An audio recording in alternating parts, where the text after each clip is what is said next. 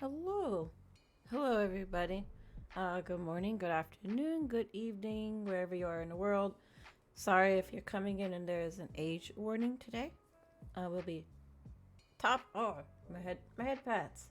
We're gonna be talking about some little bit of heavy stuff. So, let me fix this. Head pats. There I go. I just wanted to make sure there was a warning in case there's any younger viewers. And if Chief is around, he may give me the okay to use some choice words when going over some stuff. So this will probably be the only time I'll have this warning on. I'll turn it off after, but I just wanted to make sure people knew what they were coming into arriving at the stream. But hello, everybody. Hello. Thank you for all the headpads.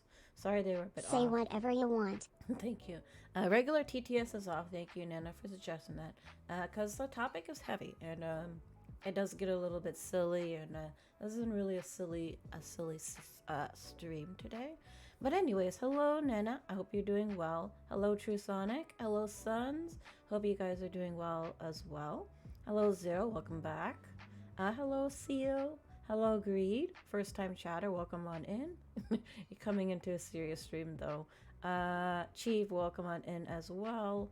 Hello, everybody. I hope that your Sunday has been better than mine.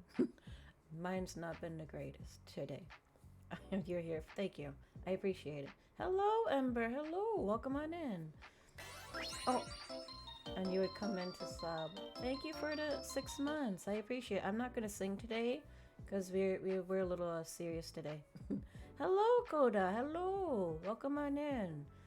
On request to find you, yes. Discovers a weapon of war. I already have weapons. My OC uses dual kodachi, so I already have a weapon. But welcome on in. As you can read from the title, we're gonna be talking about my illness because I've missed some streams lately. More than likely, I may be missing streams in the future. And instead of people being worried and asking questions and giving generic responses, I'm just going to go over it because it's a doozy, and you know, just something as you need to rest or get better soon. It kind of doesn't necessarily fit. So I felt like I wanted to talk about this for a long time because honestly, when I first recovered, I said to myself I wanted to spread awareness, but was afraid to talk about it because it means going back to history that is traumatic, very traumatic actually.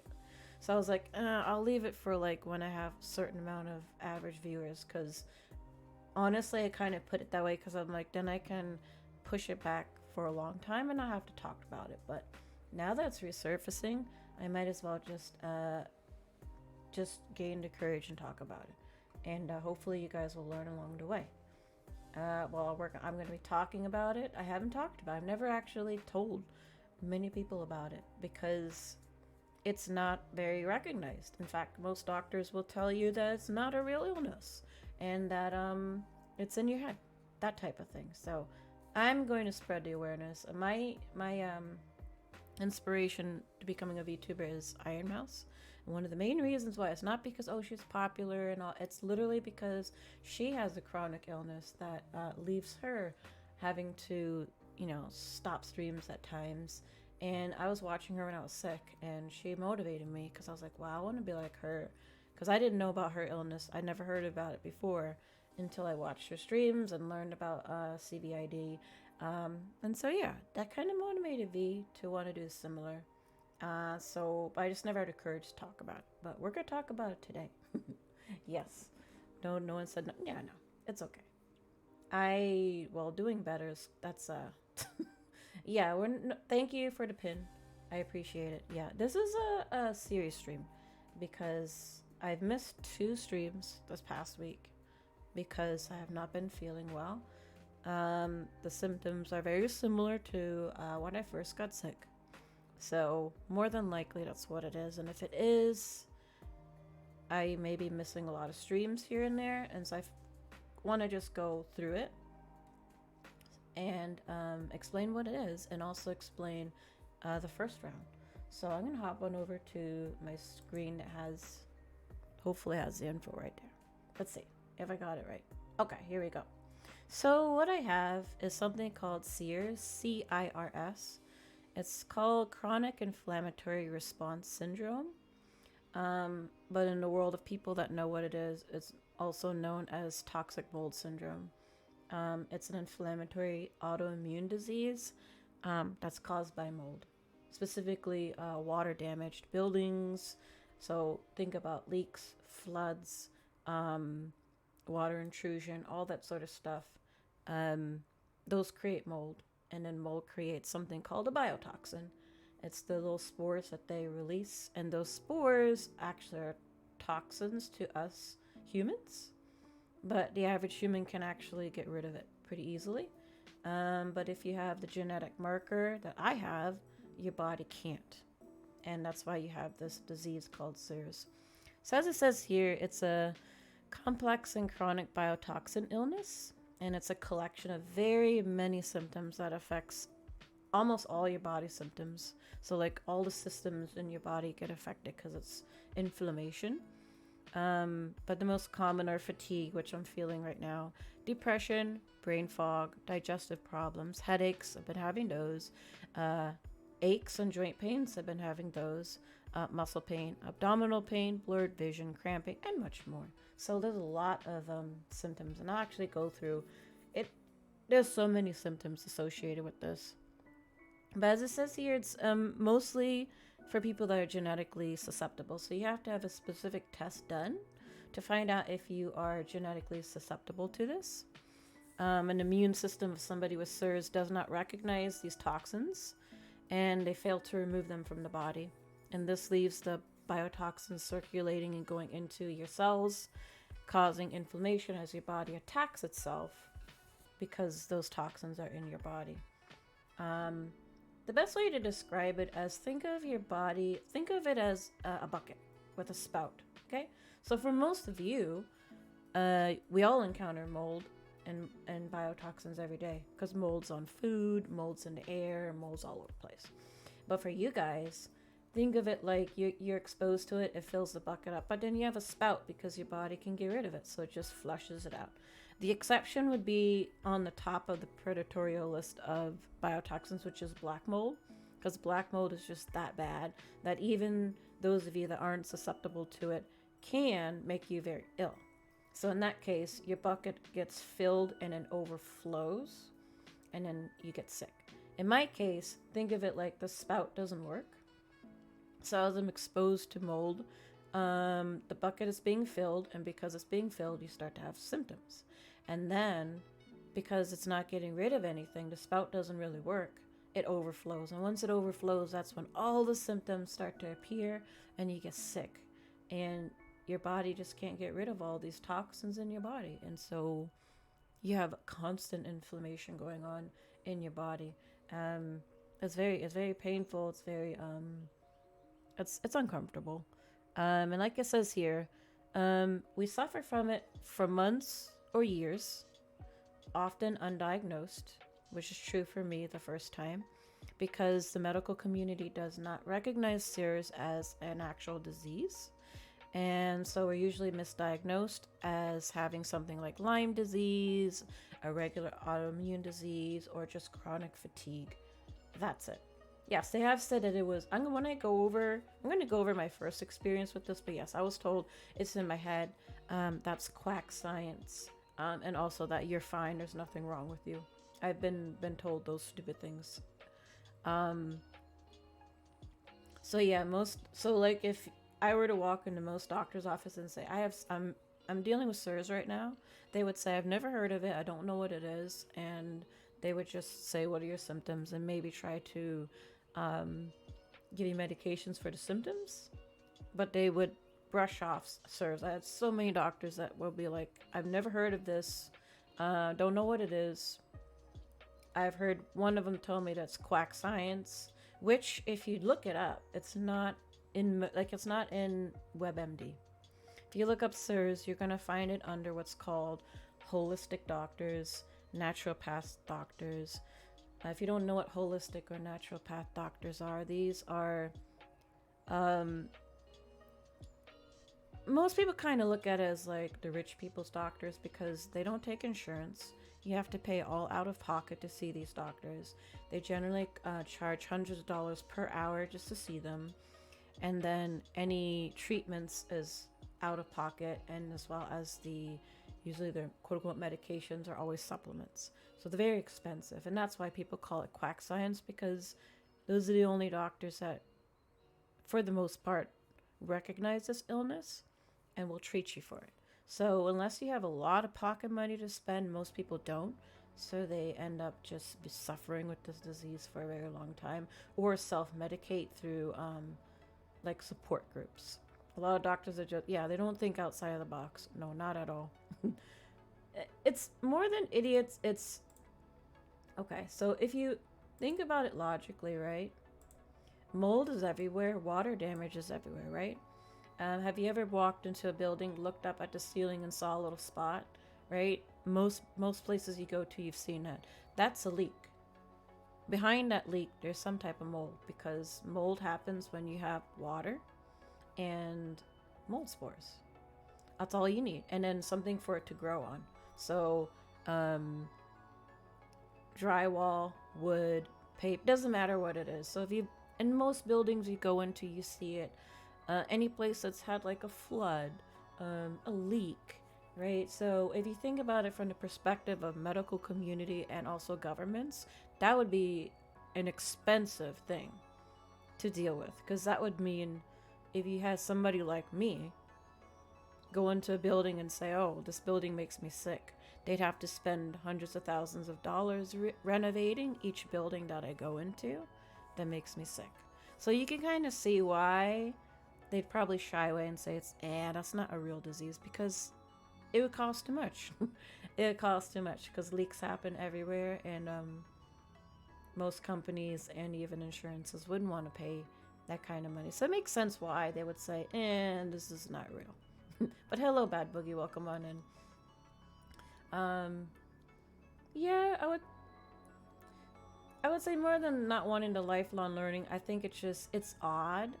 It's an odd disease, and like I said, it's costly, and also the way to treat it is so difficult. Most doctors, I'm going to be honest, they don't like to treat patients that are hard to treat, right? They want to treat patients where there's some sort of outcome at the end.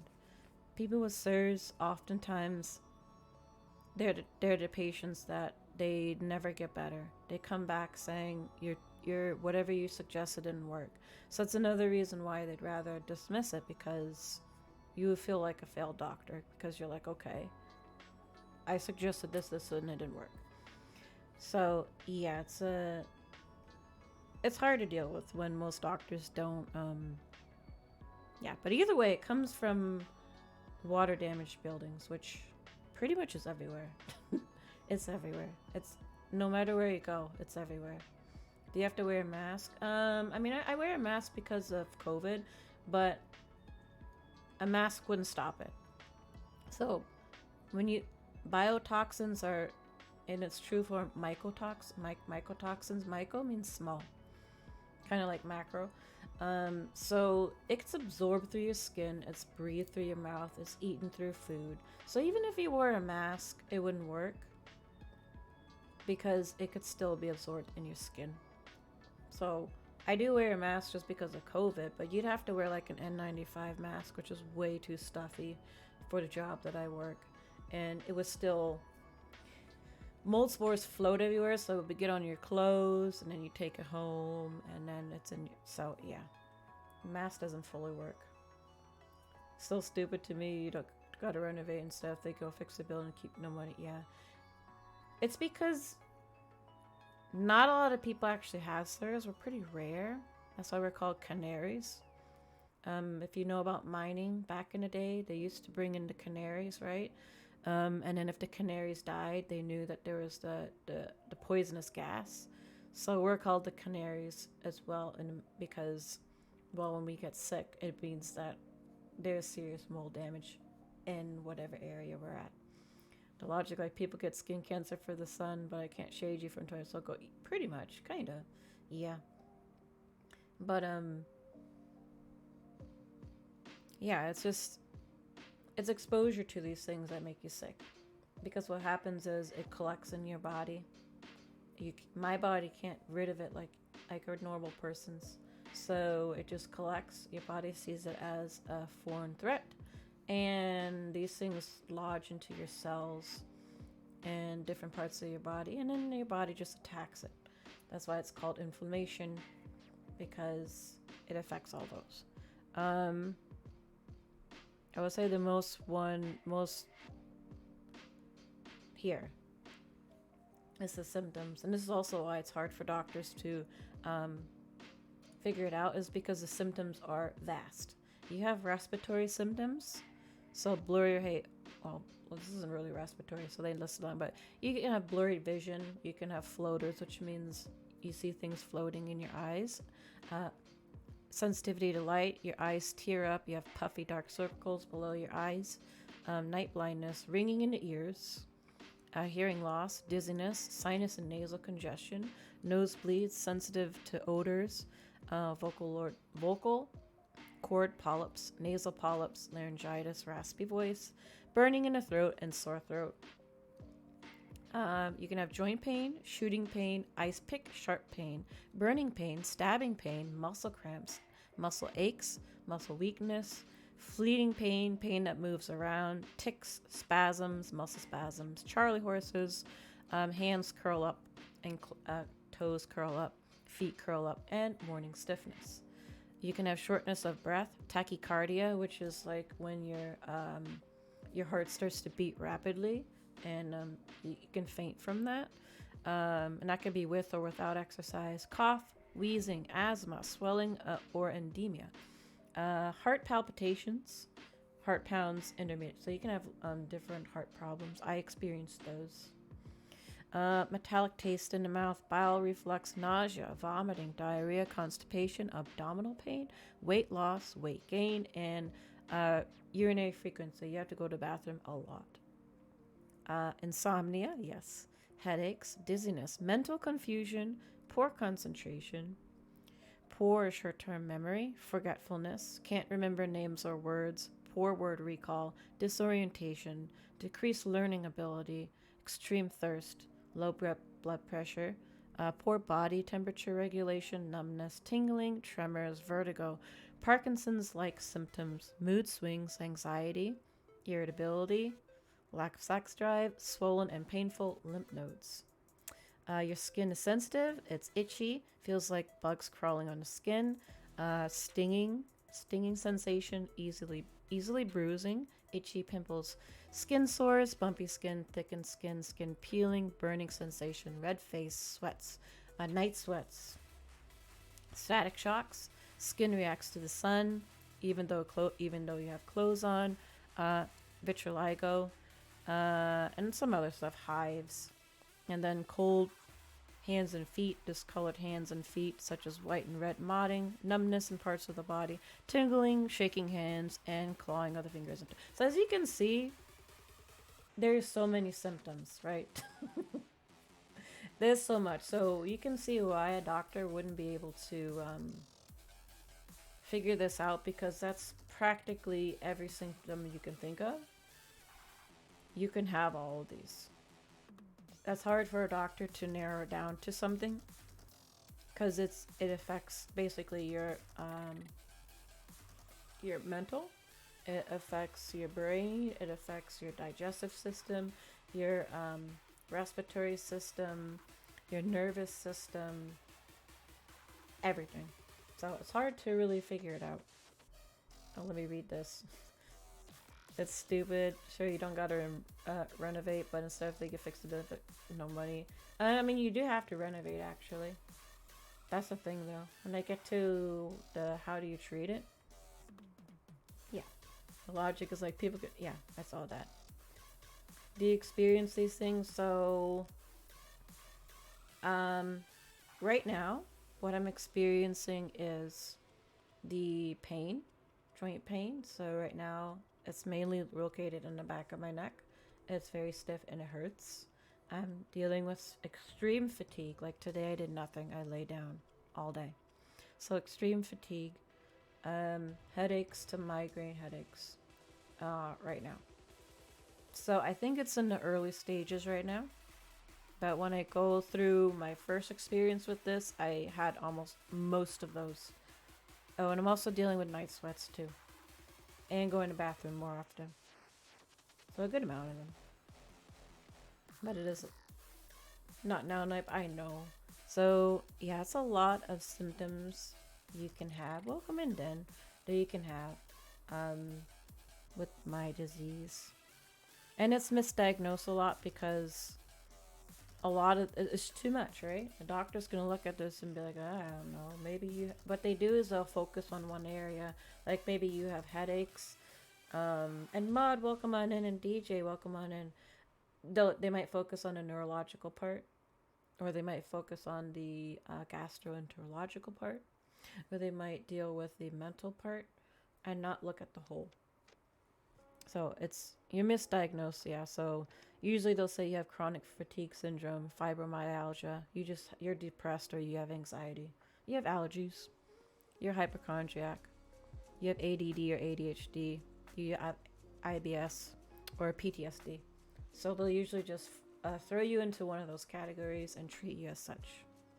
When did I first? Well, I'm going to get to that. I just wanted to go over what is CIRS.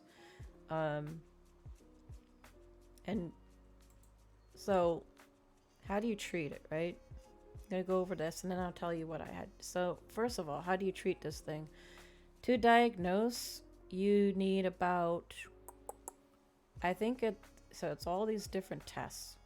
There's 1, 2, 3, 4, 5, 6, 7, 8, 9. There's like a bunch of tests, but in terms of blood vials, you need about 19 blood vials drawn to check all of these different things, which most doctors don't even know what these are. They don't know what these are. So unless you have a doctor who knows CIRS markers, they wouldn't know to test for some of these. Like this complement C4A, C3A, I have to go to another state to a specific lab in order to get that done. This is the main one that tells you like how much you are in the CIRS, or like you really full blown, or you in regression.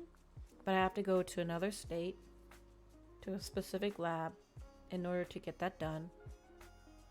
And then it takes like 4 to 6 weeks because it has to go to a specific place.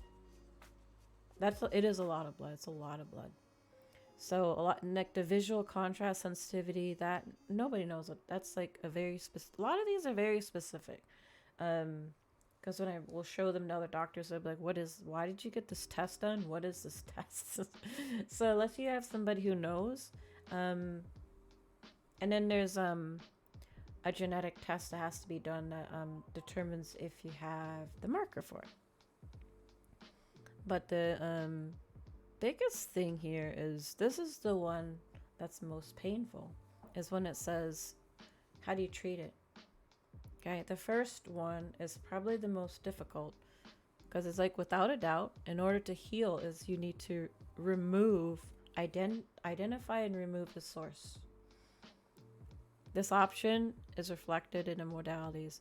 So if you have water damage and it caused mold, you have to rather fully remediate it properly, or you have to abandon where you are, whether that be your work or your house.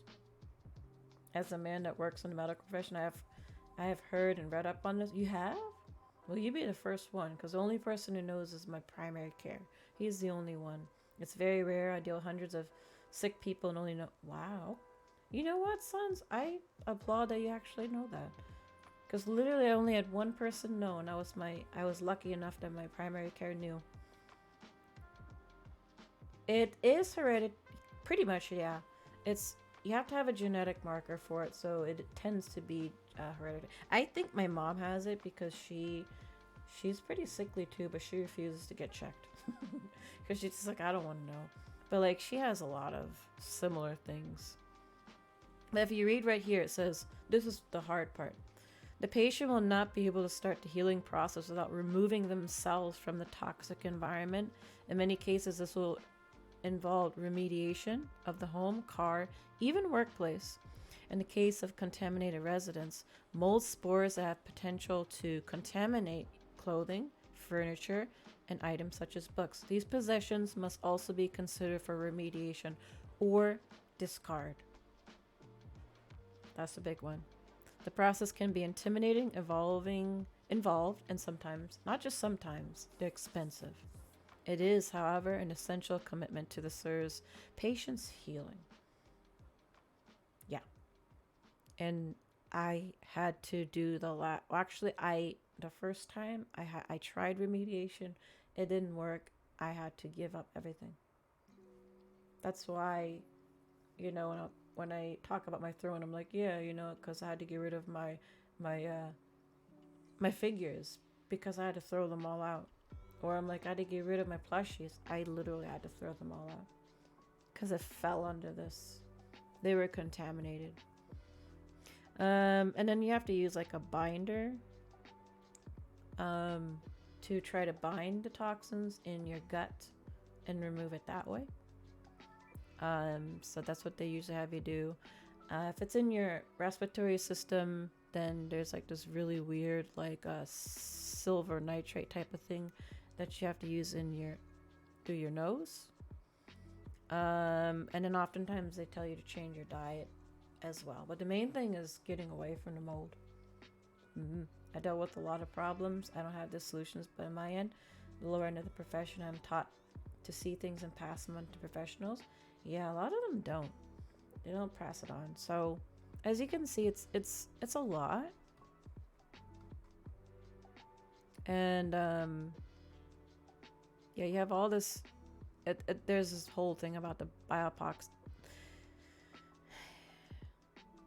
Yeah, there's a lot to it, but there's a lot of tests that you have to get done. So I don't know what it's some type of like silver type of thing. You gotta like spray up your nose. Luckily, I didn't have mark-ons the first time, but I'll tell you about my experience. Let me turn this off for a minute. Where is this thing? Where did I put it? Dun, dun, dun. Oh, right here. Okay.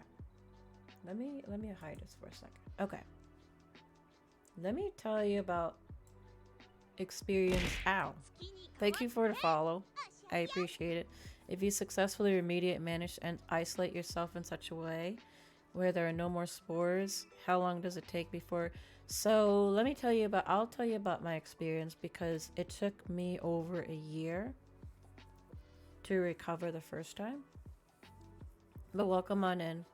Hello. So I got sick right around the time that COVID started, which is good and bad. It's like bad because I didn't know. I was like, am I dealing with COVID? And then like stuff was shutting down. So then it's like, okay, how do I figure out what's going on if the world is shutting down? But at the same time, like it allowed me to work from home because work shut down, became remote. So it was around COVID time. I was dealing with headaches every day. And then it was migraines every day, fatigue, nausea, dizziness, ringing in my ears, and a joint pain. And I'm like, what the heck is going on? I'm taking my migraine medication and nothing's helping. I would come home from work and then just crash. Just lay down and crash and lay down for the rest of the night. And then I think a week of that, I said I had enough of this. I'm going to the ER.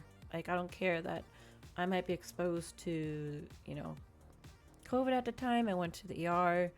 They didn't find anything. They just said, well, go see your neurologist.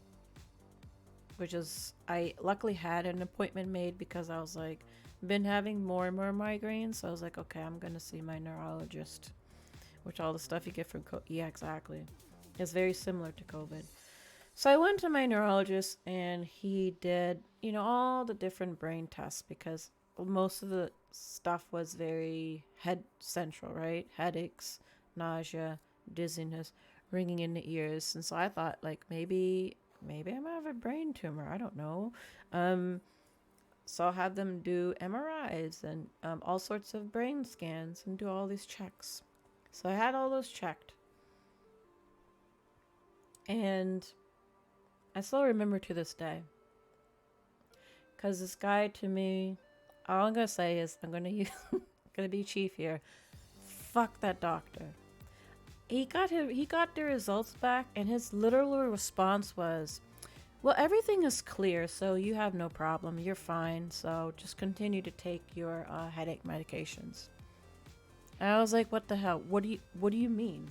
How can you be having headache migraines every day, be dizzy, be nauseous, be fatigued, ringing in the ears every day? How can you be okay? Like, how can you tell the patient you're okay? But he's just like, well, all of your things are fine, so they came clear, so you're fine. Yeah, I was literally like, fuck this guy. Like, no, this cannot be true. Sorry for the language, but I was really angry because I was paranoid at that point, and I was thinking this would be the solution, and I literally was told you're okay. And he had the gall to, because I said to him, well, is there another doctor I can check? And he was like, why? I was like, you what? What do you mean why? I'm like, because you don't have an answer for me. Like, should I go see an ENT? And he was just like, maybe. I was like, I am never seeing this doctor again in my life. Yes, it's very horrible. Because, like, to this day, I don't understand how a practitioner has a patient that's, like, suffering level suffering, and then you just say you're fine. I don't understand it. But so I was like, okay, let me go to an ENT because, well, maybe it's something to do with the inner ear because there's ringing in my ears. He did a test and said nothing was found, and basically, so I don't see anything. He wasn't like, oh, you're fine. He was just like, I don't see anything, but you can check your hearing. Did a hearing test, and then they're like, well, do you go to concerts a lot? I'm like, no, I've only been to a couple. Do you blast music in your ears a lot? I was like, no, I don't. Well, you have some hearing loss. I'm like, well, how? But they couldn't explain to me why I have some hearing loss. I was like, okay. But that was it. They were just like, well, maybe that's what it is. So then I started having a lot of anxiety. So then I started having heart pain. Because at that point, I'm like, nobody can help me. Everybody's telling me I'm okay. All of my tests are coming back fine. So then I had to go to the ER again because I thought I was having maybe a heart attack because, like, I was having chest pain. And then they were like, no, but your blood pressure is really high. So then I went down the route of, well, maybe it's blood pressure. Maybe I'm just having high blood pressure and maybe that's the problem. Went on blood pressure medication and that didn't really change anything. It just made me sleepy. I don't know how they can take the patients like a joke, but literally I've had many during this process rather brush it off or do stuff like that. He wasn't the first one. He wasn't. Yeah, they do that here. If they don't do it wrong, there's nothing more to say. Pro's a pro. Yeah. Sounds like they were. I think so. He was just in it for the money. It is. So at that point, I was starting to become non-functional because all those symptoms you saw listed, I was having them all. So I was having night sweats. So, like, I would wake up just drenched. I'm like, I didn't run a marathon. I was laying in bed. What the heck is going on? I do go to the bathroom a lot. Headaches, like I said, headaches every day, dizziness, nausea. I was losing weight because I wasn't really eating. I was throwing up a lot because I couldn't keep food down. I had the blurry vision. I was having memory loss, having a hard time concentrating and forgetting things, and very fatigued as well. And then I was starting to have a lot of anxiety as well, because at that point everything is shut down too. It's like, you can stay in your home. So then at that point I was thinking to myself, that had been like a month and a half into it. I went to my primary care because I was thinking about the blood pressure stuff. Because what happened was I have a relative who's a doctor, and he just gave me the blood pressure medication. So I was like, I'll see my primary care, and I don't know, maybe he can help me. If anything, on my end of the pond, they just find the problem and they try to treat that. That then brings on more problems, and they just give, yeah. And they don't find the deep-seated, yeah, that's the problem, the deep-seated problem. Yeah, they were just treating it one at a time. So I'd gone to a new neurologist who, at least she was trying. She was like having me do like, oh, maybe you have an autoimmune disease, so let's check that.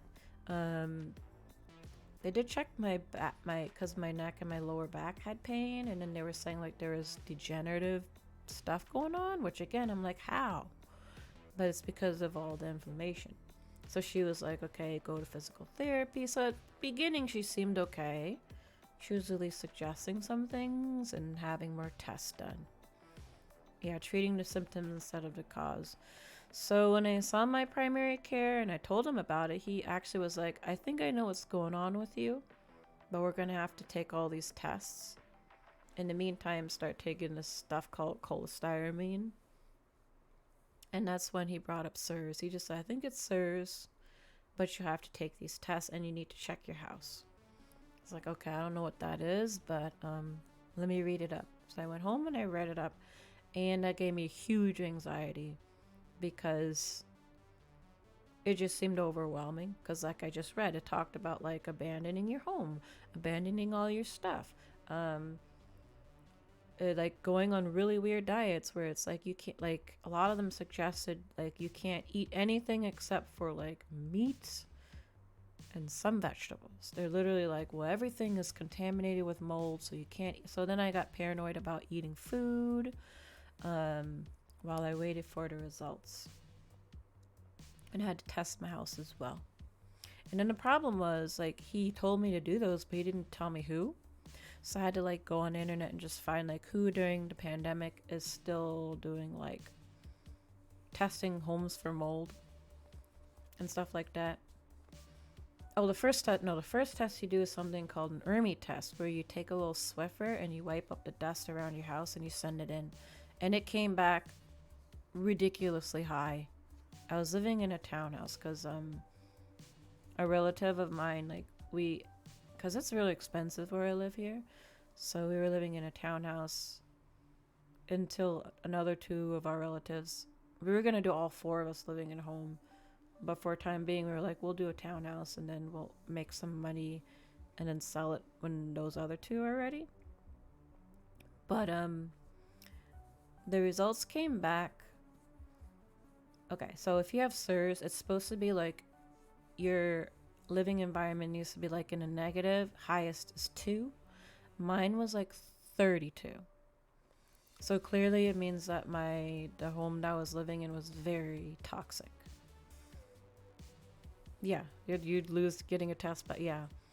So when I got that, I was like, oh, okay. So something's wrong with my house. If it's at 32, it means that's making me very sick. Because it's supposed to be at like -2. So 32 means like super toxic. And then the results came back in from the doctor. Hello, Dev. And yeah, no mold is no joke. And then it came back that I was positive for CIRS. And so he kept saying, like, you need to get rid of it. So I looked online for the most reputable person to do, I looked for somebody to do check the house. Guy wasn't really that great. Like, he really just kind of did these, like, checks and was just like, I didn't really see anything until we were, like, in the basement and I pointed out some beams on the ceiling. I was like, well, what about those? And he was like, oh yeah, that looks like it could be mold. And that turned out to be mold.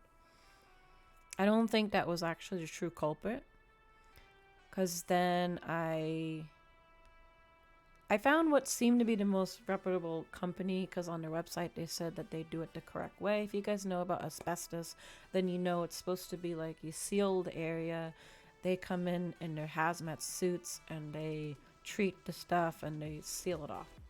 That's what the website said they did. These people came in, they were like, there was a lady in Daisy Dukes and a dude just in jeans and a t-shirt, and They weren't really even wearing. They hardly were even wearing masks for COVID. And then their quote unquote because you're supposed to seal off, because when you deal with asbestos and mold, it gets into air. So you're supposed to seal the contaminated area. It was in the basement that they were working in. So their idea of sealing it was, let's just put painter's tape around the door leading to the basement. That'll seal the area, even though the AC and furnace is down there, so it's gonna blow all the air around. That's real smart. That's real smart. How did it pass inspection of being livable? Because people don't know. You don't know. Most people don't test their homes for mold. And the ERMI test is a very specific one most people actually have never heard of. Usually if people test for mold, they do what's called an air test, where they like suck in some air and then they get it tested. But it's really inconsistent because it's just a pocket of air. And you got to remember that mold is heavy, and mold is usually it's in, like, the really bad ones are heavy, so they actually are on surfaces. So a lot of times the air ones don't actually pick it up, so people don't know. Yeah, but yeah, a lot of people, yeah, especially, yeah, here it's like, they'll rent you places that are obviously terrible. Some molds, yes, and exactly, they're hides and they're hiding the wall. And you can't see it, so you wouldn't know. That's the problem, is you don't know. My aunt just painting over the mold is the worst part, because it doesn't get rid of it, because it just gets right through, because it's microscopic. It's just gonna get right through the paint and continue to proliferate around the home. Same as because I couldn't afford nicer dorms. Crazy. Yeah, the maintenance. At my last job, there's literally mushrooms growing on the wall, and they said it's a oh my gosh, dude. That's really bad. That's gross. That's gross. So they were quote unquote remediated the basement beams, which they didn't do a good job, and I ended up getting even sicker.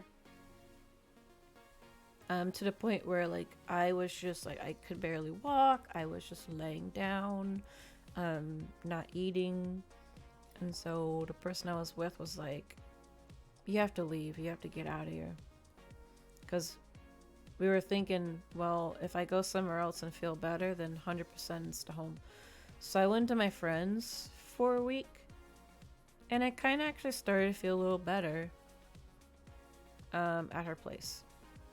While, like, because what happened is, we're like, well, maybe after a week of the remediation, stuff will settle, pay for, like, some cleaners to, like, sweep down everything. I returned back, and not a day later, boom, all of the symptoms hit me again. Like, I couldn't function at all. Your family home was 210 years old and had asbestos mold. Oh my gosh. You lived there for 26 years, so you get it. You have health issues too. Yeah. These are not things to take lightly, guys. So at that point I knew, like, there had to have been mold somewhere. We just couldn't find it in that home. And it's a townhouse, so it's like, you got shared walls, so it's like, you don't even know. So it was just, I was like, at that point I became homeless, so I just took, like, stuff, like, maybe a little bit of clothes and some essentials, and I went to my friends again. Now, remember, she lived in a 1-bedroom apartment, so I was sleeping on her floor, and I did that for about, like, a month of just sleeping on her floor. I did the ERMI test on hers, and hers came back not as bad as mine, but definitely, I think it was like 16. So it was still in the range of, you're still going to be sick. And I started getting different symptoms at her place. I was getting the tachycardia, which means your heart rate just all of a sudden increases, and then, like, you're out of breath, like doing nothing. Like, I could just sit up and then my heart would race. That's when my sleep started to decrease. I couldn't sleep. I started only sleeping about, like, 3 hours a night. So I like, kind of knew, like, okay, her place is not good either. So I talked with the relative I was living with, and I told him, like, it's summer. I have to start working because summer schools are out. But in school's gonna start. I can't stay at my friends because I wouldn't have a place to work. So it was like, why don't you get an apartment? Like, it's probably gonna be like both of us will be strained monetarily because paying for a mortgage and a apartment. But I didn't have a choice. So I moved into an apartment by myself, kind of out in the middle of nowhere, kind of, and didn't have a lot of stuff because I couldn't bring my stuff because, like, they basically said, like, oh well, if your place is contaminated, then it will have mold on it. So couldn't, no bed, no nothing. So, like, ow, thank you for the follow. Welcome on in. Thank you, Chris Lenny. I like, just had to buy a mattress and just lay the mattress on the ground. Buy like a cheap table. Like, I remember that apartment, like, there was almost nothing in there. There was like a mattress on the ground. There was like a table with the laptop I was using for work. A cheap foldable table with chairs, and that's about it. Like, it's literally about it. That's all I had. And that's when the depression really hit in, because you're there by yourself. You don't have your stuff. You don't know what's going on. At that point, I would wake up with headache. I would eat breakfast. The migraine would intense by lunch. I wouldn't eat lunch. And then I would throw up in the evening, and I would see my breakfast there. And that was going on for like a couple of weeks. So I had serious weight loss to where I was unrecognizable to my friend. They were like, whoa, you're a skeleton. So my mentality really got hit thin. I could say, and this is why there's a warning here. If I were not a believer in Christ, because I am a Christian, I would not be here today, because I didn't want to live. I literally would pray. I would pray to God and just like, can this be the day I go? Because I was in pain every day, scared every day, not knowing what my life was going to be, because I was so sick, couldn't function, my memory sucked, couldn't remember stuff. Being there alone too, because at least when I was sleeping on my friend's floor, I at least had somebody. I was by myself, in a lot of pain. So I just remember just being like, just let this be the day I go, and I'll be fine with it, because I don't want to live like this anymore. But my faith obviously keeps me from doing anything rash. I would just I would just pray for that. That's all. Yeah, I remember when I had the energy. Thank you, Chris Lynn. When I had energy, I went, because I hadn't been baptized before. I went and got baptized because I'm like, I better make sure I do this because I don't know my future right now. Yeah, it was really rough because mentally, when you're that sick, I was taking the treatment that he said, wasn't seeing any change. Was worried about financials because it's like, okay, I gotta pay for half of a mortgage and pay for this rent and live with like the bare basics of stuff, like a mattress on the floor, a table, few clothes. I remember having to buy new clothes, and because I lost so much weight, I was going to like girls section, the kids section, and just like buying the cheapest girls clothes. Yeah. And then the relative I was living with was like, okay, let's just sell this place because clearly it's like not gonna get fixed. Can't stretch the money out. Just ask that apartment place if they can do like a 2-bedroom apartment, which they said yes. So then we had to like quickly sell that home, and that's where I had to like throw out a lot of the stuff. And I felt really bad because that family member had to throw away a lot of their stuff too. I tried cleaning because they said if it was porous, you throw it away. So if it's not metal, if it's not glass, you could try cleaning it, or you can risk bringing it. So a lot of stuff was thrown away, or I like remember scrubbing it down really hard. I had to hold like, you know, those like gas mask suits. I had that suit, would go into the home, get the stuff, bring it out home, clean it, and then put into storage. And then we switched to that bedroom, 2-bedroom apartment. I started to feel better in a 2-bedroom apartment. At this point, it had been almost a year. That's when I started to feel a little bit better. Started to feel like I could do more. And that's why I realized, okay, I'm finally out of mold and better. Getting better. But then there was that depression of like, okay, now we're downgraded to like an apartment in a boonies, because it was literally the boonies of where I live. That was hard too. I know. Thank you for all of the support, guys. You're glad you're not. Yeah, I'm here. I'm still here.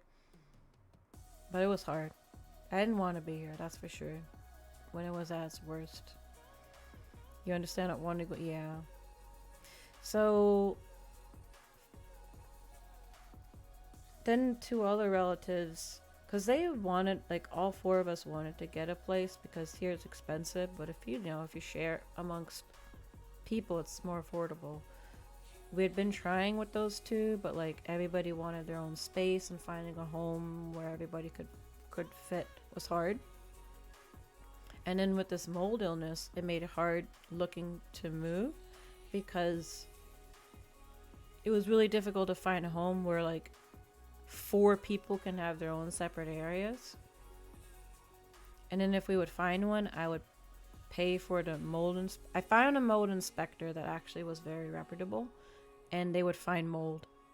And then we would ask the seller, like, can you fix this? And they pretty much most of the time would say no.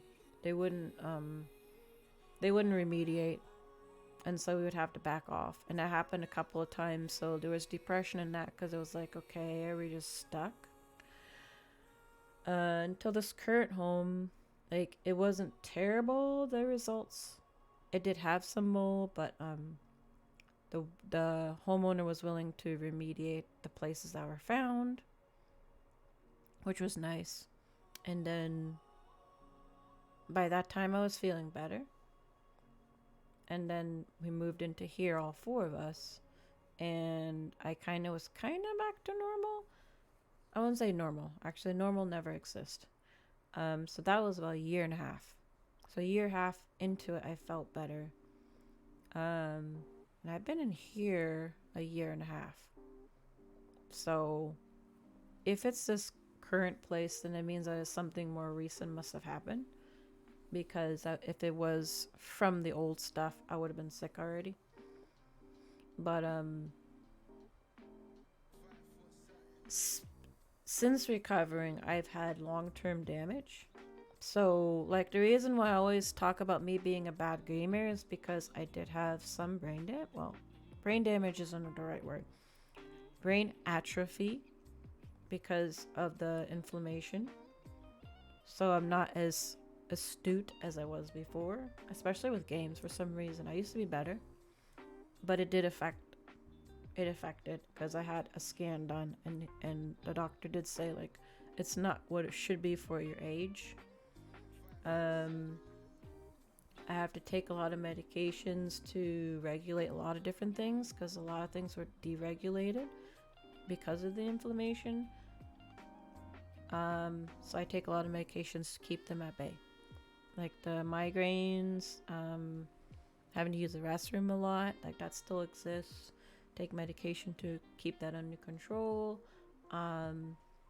The blood pressure I still have to keep under control.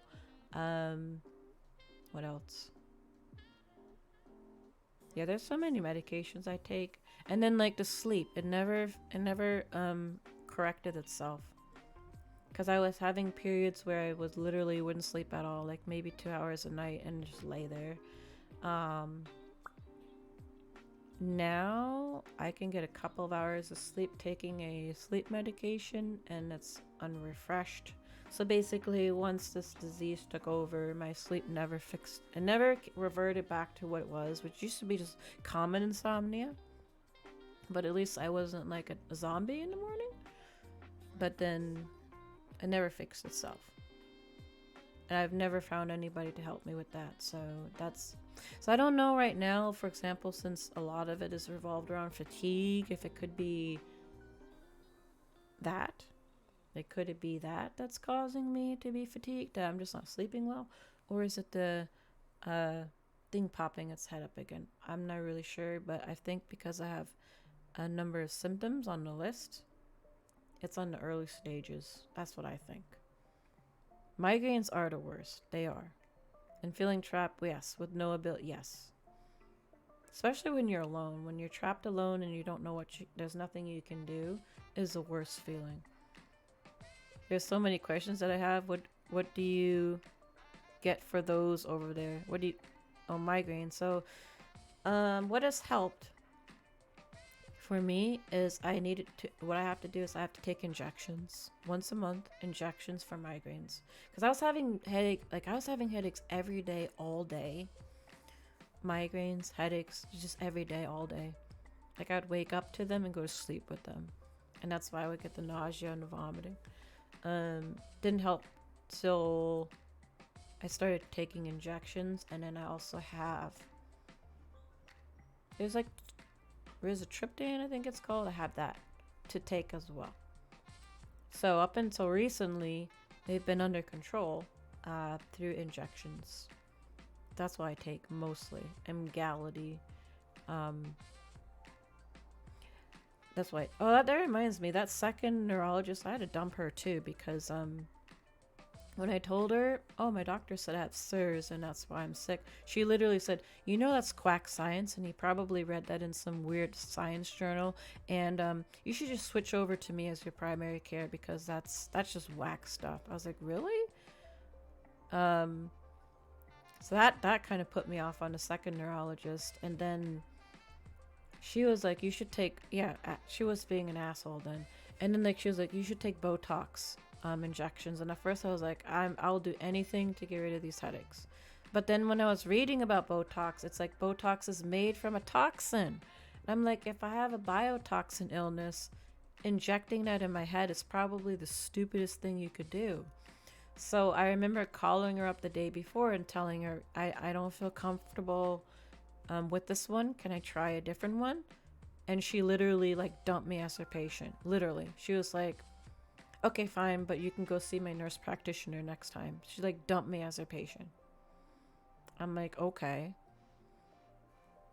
Because she's, this is the type of doctor that's got the plaques all over, top doctor, this and that and that. And like, because I asked the day before injections, I didn't feel comfortable.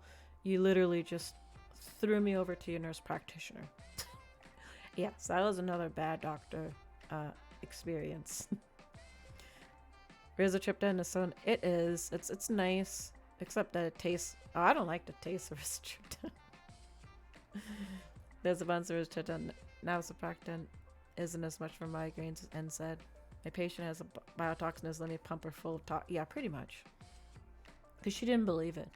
So that was another one. And then I went to like an allergist because I'm like, okay, let me get allergies tested. I told him about the CIRS. He was just like, yeah, I never heard of that. Like, maybe you can go check out like, this place, but like, it's probably nothing. I was like, okay, dude.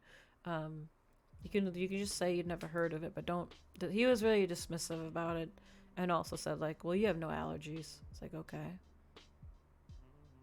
Like, I'm sick with a lot of stuff. There's probably some type of allergy, but he was just like, there's nothing.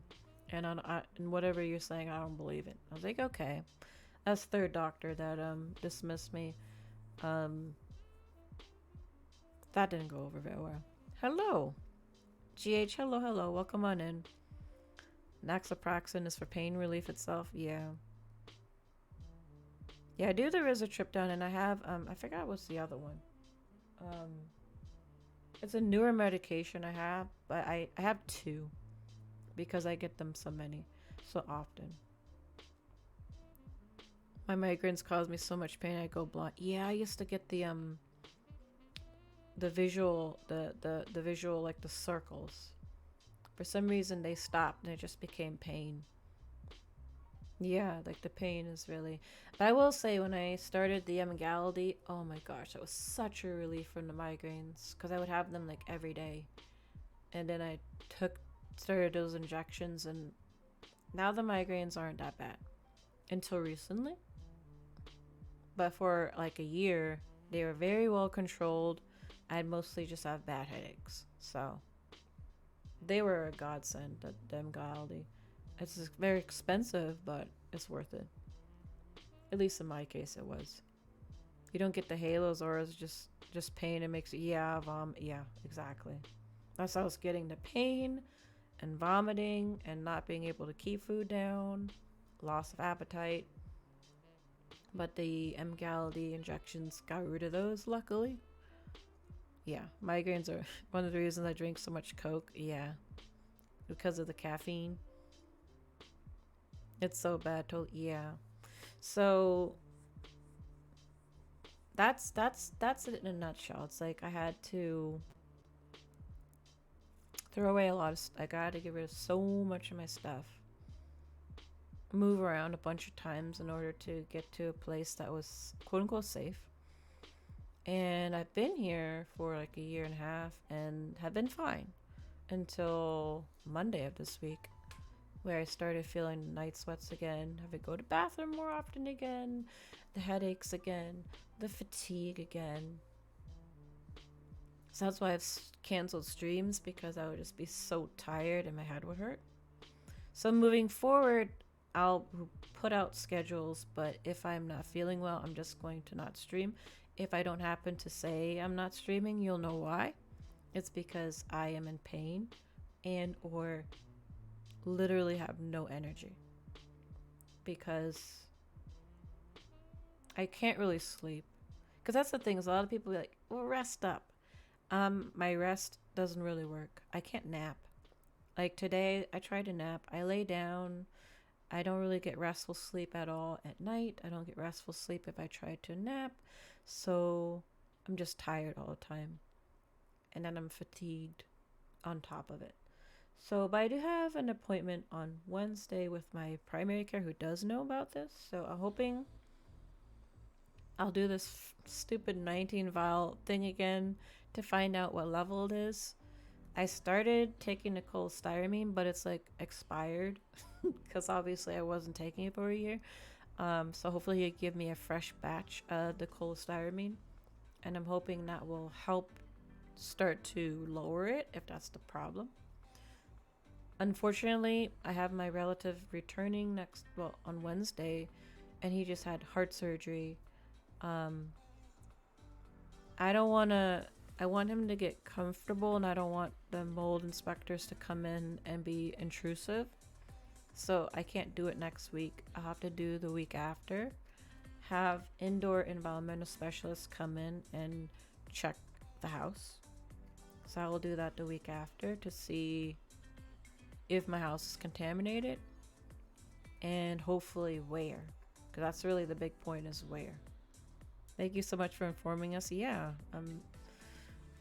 So if you know anybody that deals with a bunch of symptoms, they could have CIRS, especially if they've been around mold. Hello, Trent. Welcome on in. So if you ever, I don't know if you guys know what an indoor environmental specialist is, but they basically test indoor environments for like toxic substances such as asbestos and mold and all this. They're very expensive, so it's probably going to end up costing like $2,000. They're not cheap at all, but they're well worth it because they're able to find that stuff that's hidden that you normally wouldn't find. I found this person through, I did try a holistic doctor. I paid like $700 out of pocket because I was very desperate, because the holistic doctors all advertise that they treat mold. I didn't find her to be that helpful. at all. So it was wasted money. The only thing I got out of her was the people that test your house. It's very bold and loving of you to want to put others first, but surely you could come up with a midway point. Get to test sooner rather than later. It's two problem sons. Number one is, you got somebody coming back from overseas that just, we thought we lost them. So, and he stays in the basement, and the basement is where I think is a possible problem. So that's very invasive of you trying to settle back in after heart surgery, and then you have these people in there. And the other problem is I didn't know that I was at work, and then like I got the little, because I have like a camera. The camera went off. I was like, who's in who's? Because like the other elderly relative doesn't go outside. It was cleaning ladies.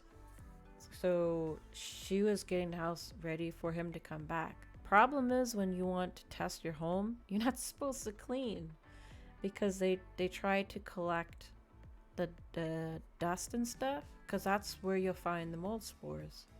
So that's another reason why I have to hold off on it, because the house is squeaky clean, so there's going to be nothing for them to collect. So the earliest I can do it is not next week, but the week after next. So I'll call them on Monday, ask for them to come the week after, because hopefully by then enough dust has settled that they can actually collect something, because it's kind of pointless for them to come in when it's very clean for the test, like to test the levels, because you get an inaccurate reading of the levels, because they use dust as the indicator.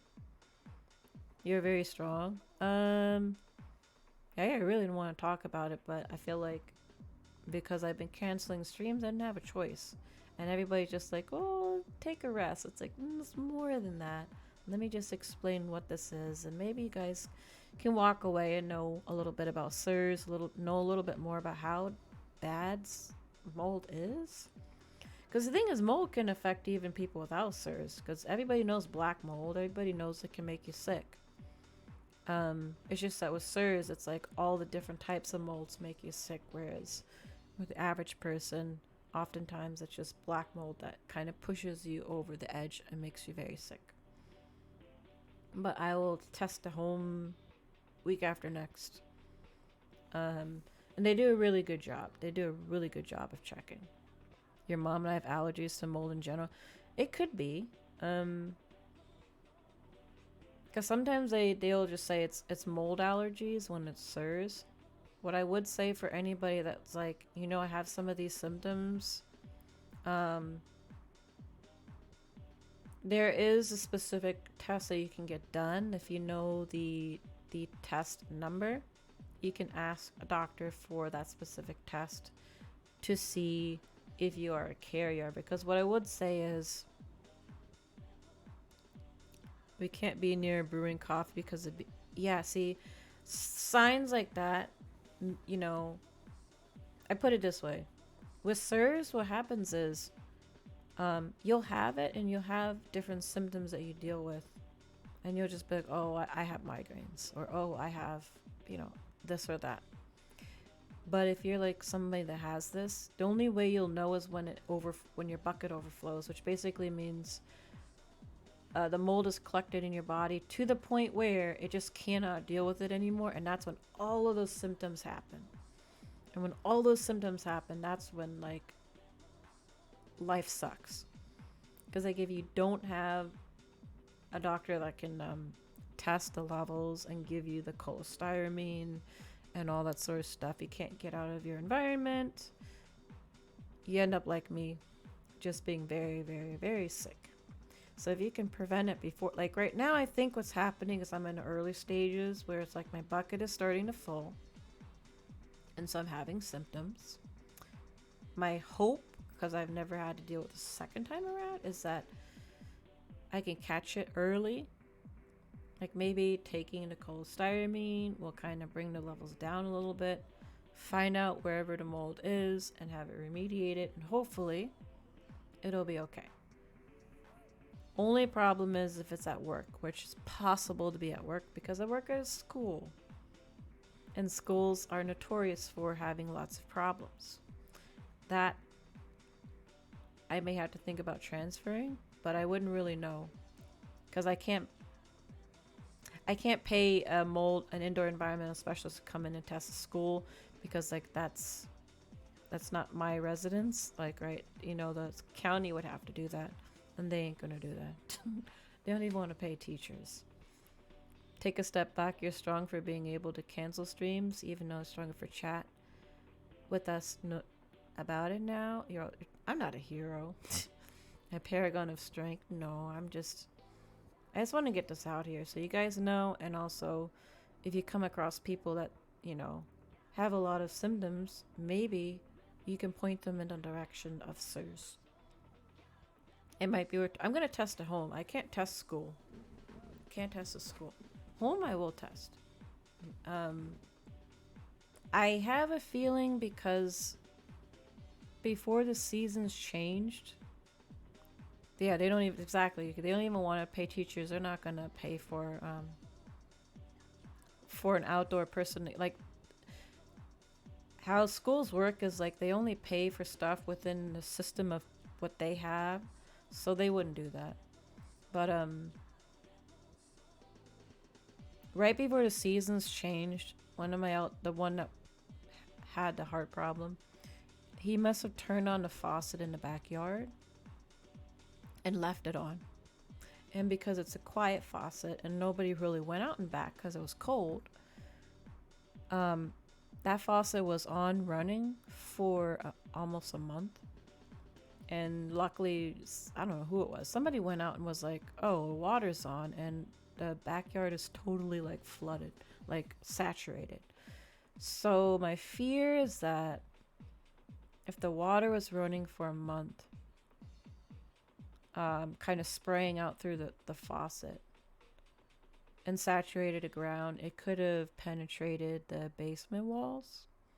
And that could be what's causing me to be sick. That's my guess. I wasn't aware of CIRS, so this is really informative. I appreciate, yeah. I just want people to know more about it because I'm in support groups, and a lot of people, they lose their spouses over this, they lose their families over this, they lose their friends over this because a lot of people don't understand it. They don't want to move or give up their possessions, or they think the person who's ill is just making it up, and so a lot of times they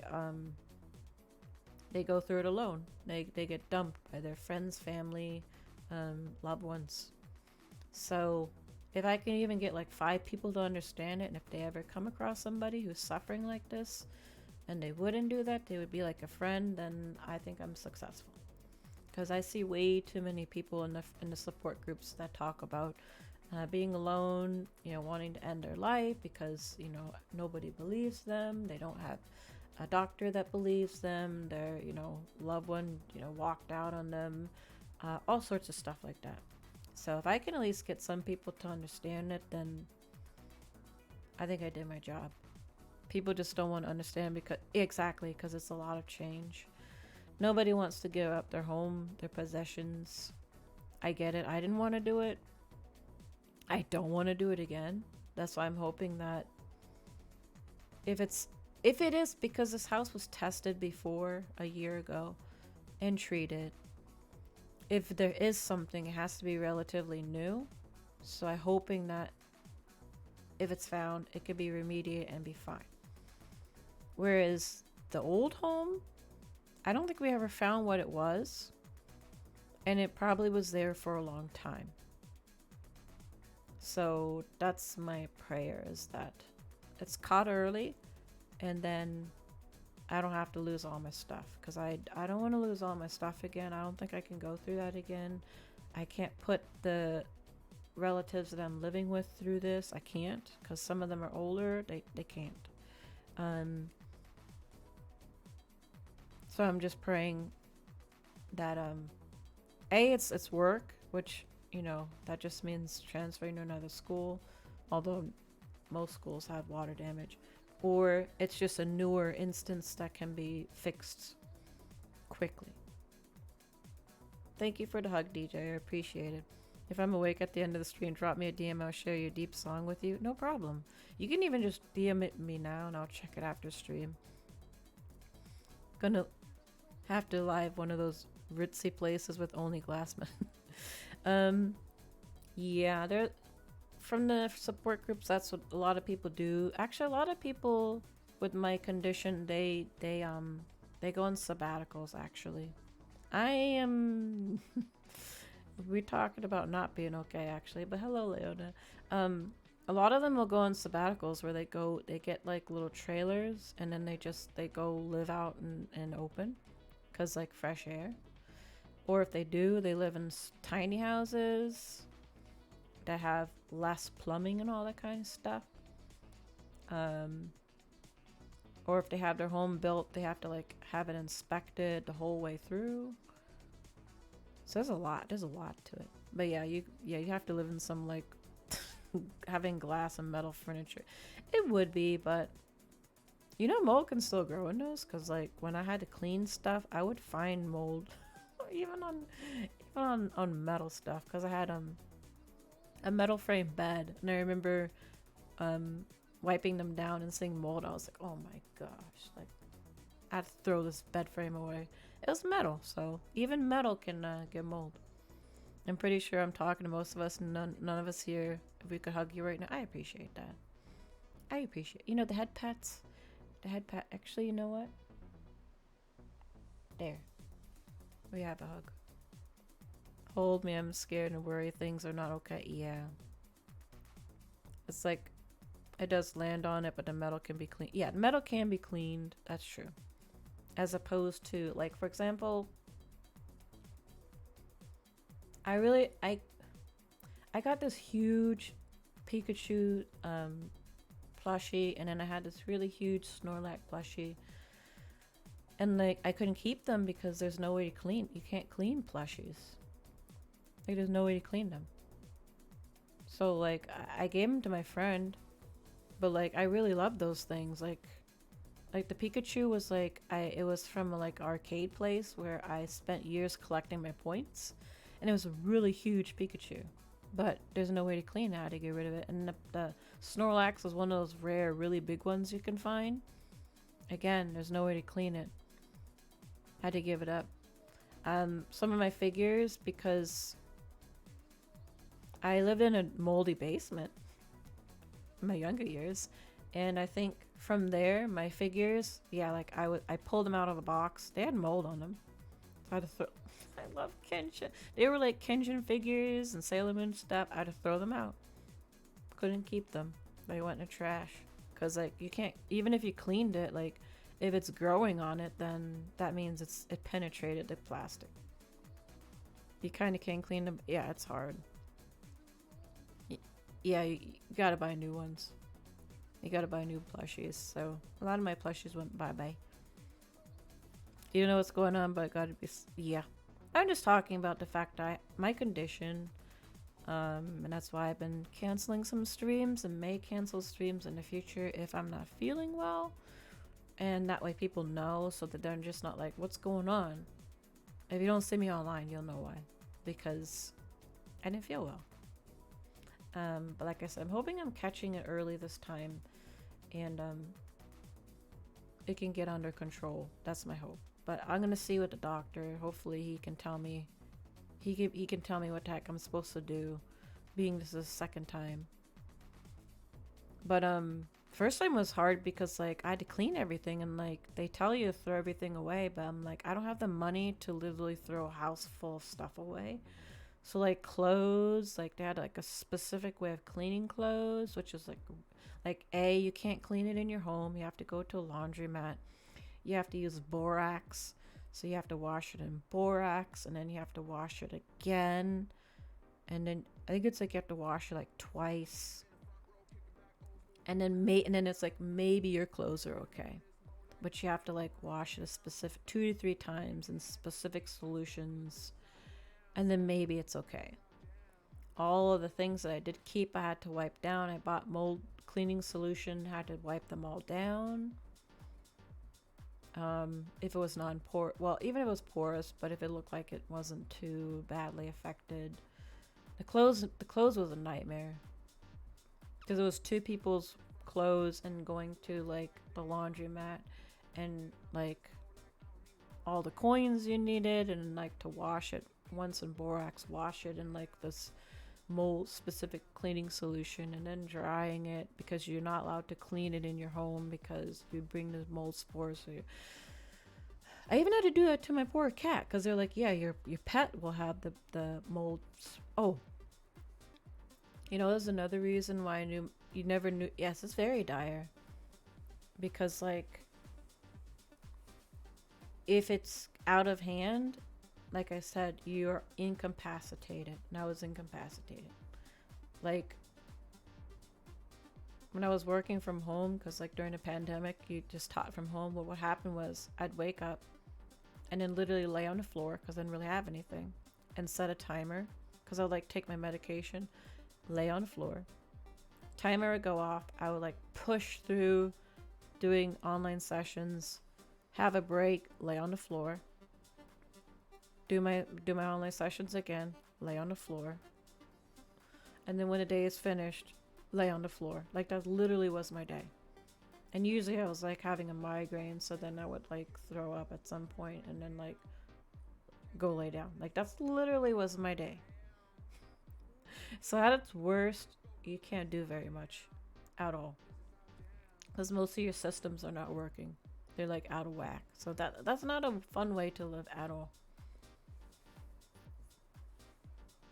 Yeah, exactly. So they were like, your cat can carry this. But here's the thing. Here's the thing where I knew my house was like really bad. When I went to like clean stuff and put them in a storage, when we were gonna switch to a 2-bedroom, my cat, the side of her face had like the fur was gone and it looked all red and stuff like that from nowhere. And I took her to the vet. And and it came back as having fungal stuff.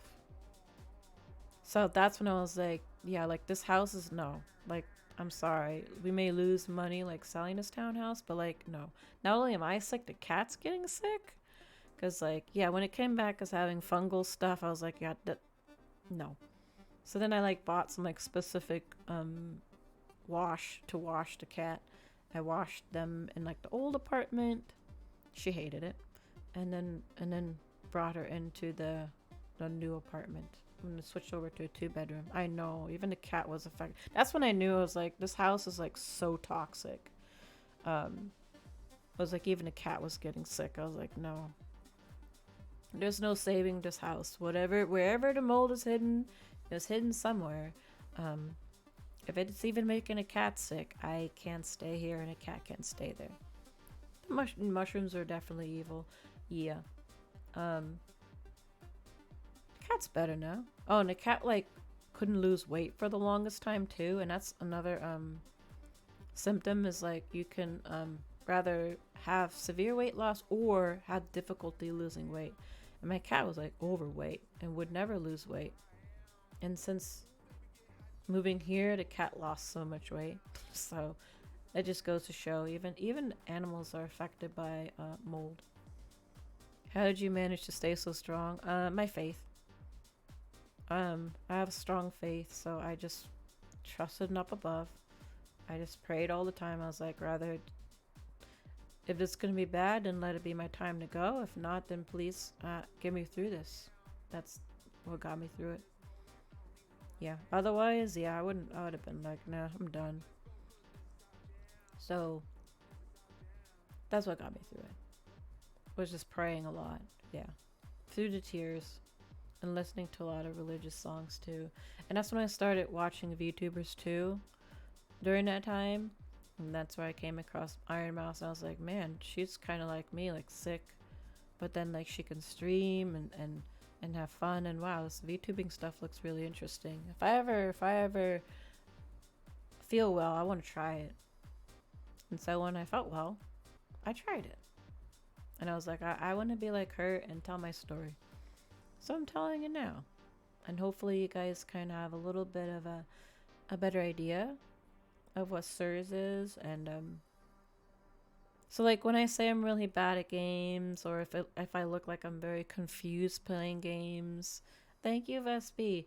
This is why I did have brain atrophy. Like, not to the point where it's like I'm non-functional, but like I wasn't as bad at games before, and then afterwards I get overwhelmed easily, get lost easily, forget stuff easily. That's all side effects from the mold. All side effects from it. Yes, the brain fog. Well, the brain fog, that was during that time. Oh, it was so bad. I left like the stove on overnight from the brain fog and like destroyed the stove. I remember that. I felt really bad. Um and just couldn't, but it's like this is long-term effects because I had like a brain scan done and they basically just said like, yeah, it's a little bit off from where it should be. So that is kind of why I say I'm bad at games for a reason. Because I used to play a lot more games, and then I was like, once I picked them back up, I'm like, why am I so bad? And I realized it's just because I think that part of my brain was affected from all the inflammation. And so that's why it's like, if you see me play a game and then I pick it back up a few days later and I'm forgetting the controls, it's like, I wasn't that bad, I swear, but it just, there's a lot of side effects. That just, if you know anything about autoimmune disease and inflammation, it's like when stuff is damaged, it's damaged. It won't always repair. You always deal with it. And so that's why I take 1, 2, 3, like 5 or 6 medications, because those are just things that were damaged and they won't be repaired. All I could do is take medication to control them, because there's just nothing, there's nothing you could do about it, because it's just, when you have inflammation, that's your body attacking itself, and once it attacks too much and destroys too much, it is what it is, right? Because that's what autoimmune is. So yeah, I take a lot of medications for that. So that's why I'm trying to get this stuff early, get to my doctor early, see what he tells me to do, so that hopefully, yeah,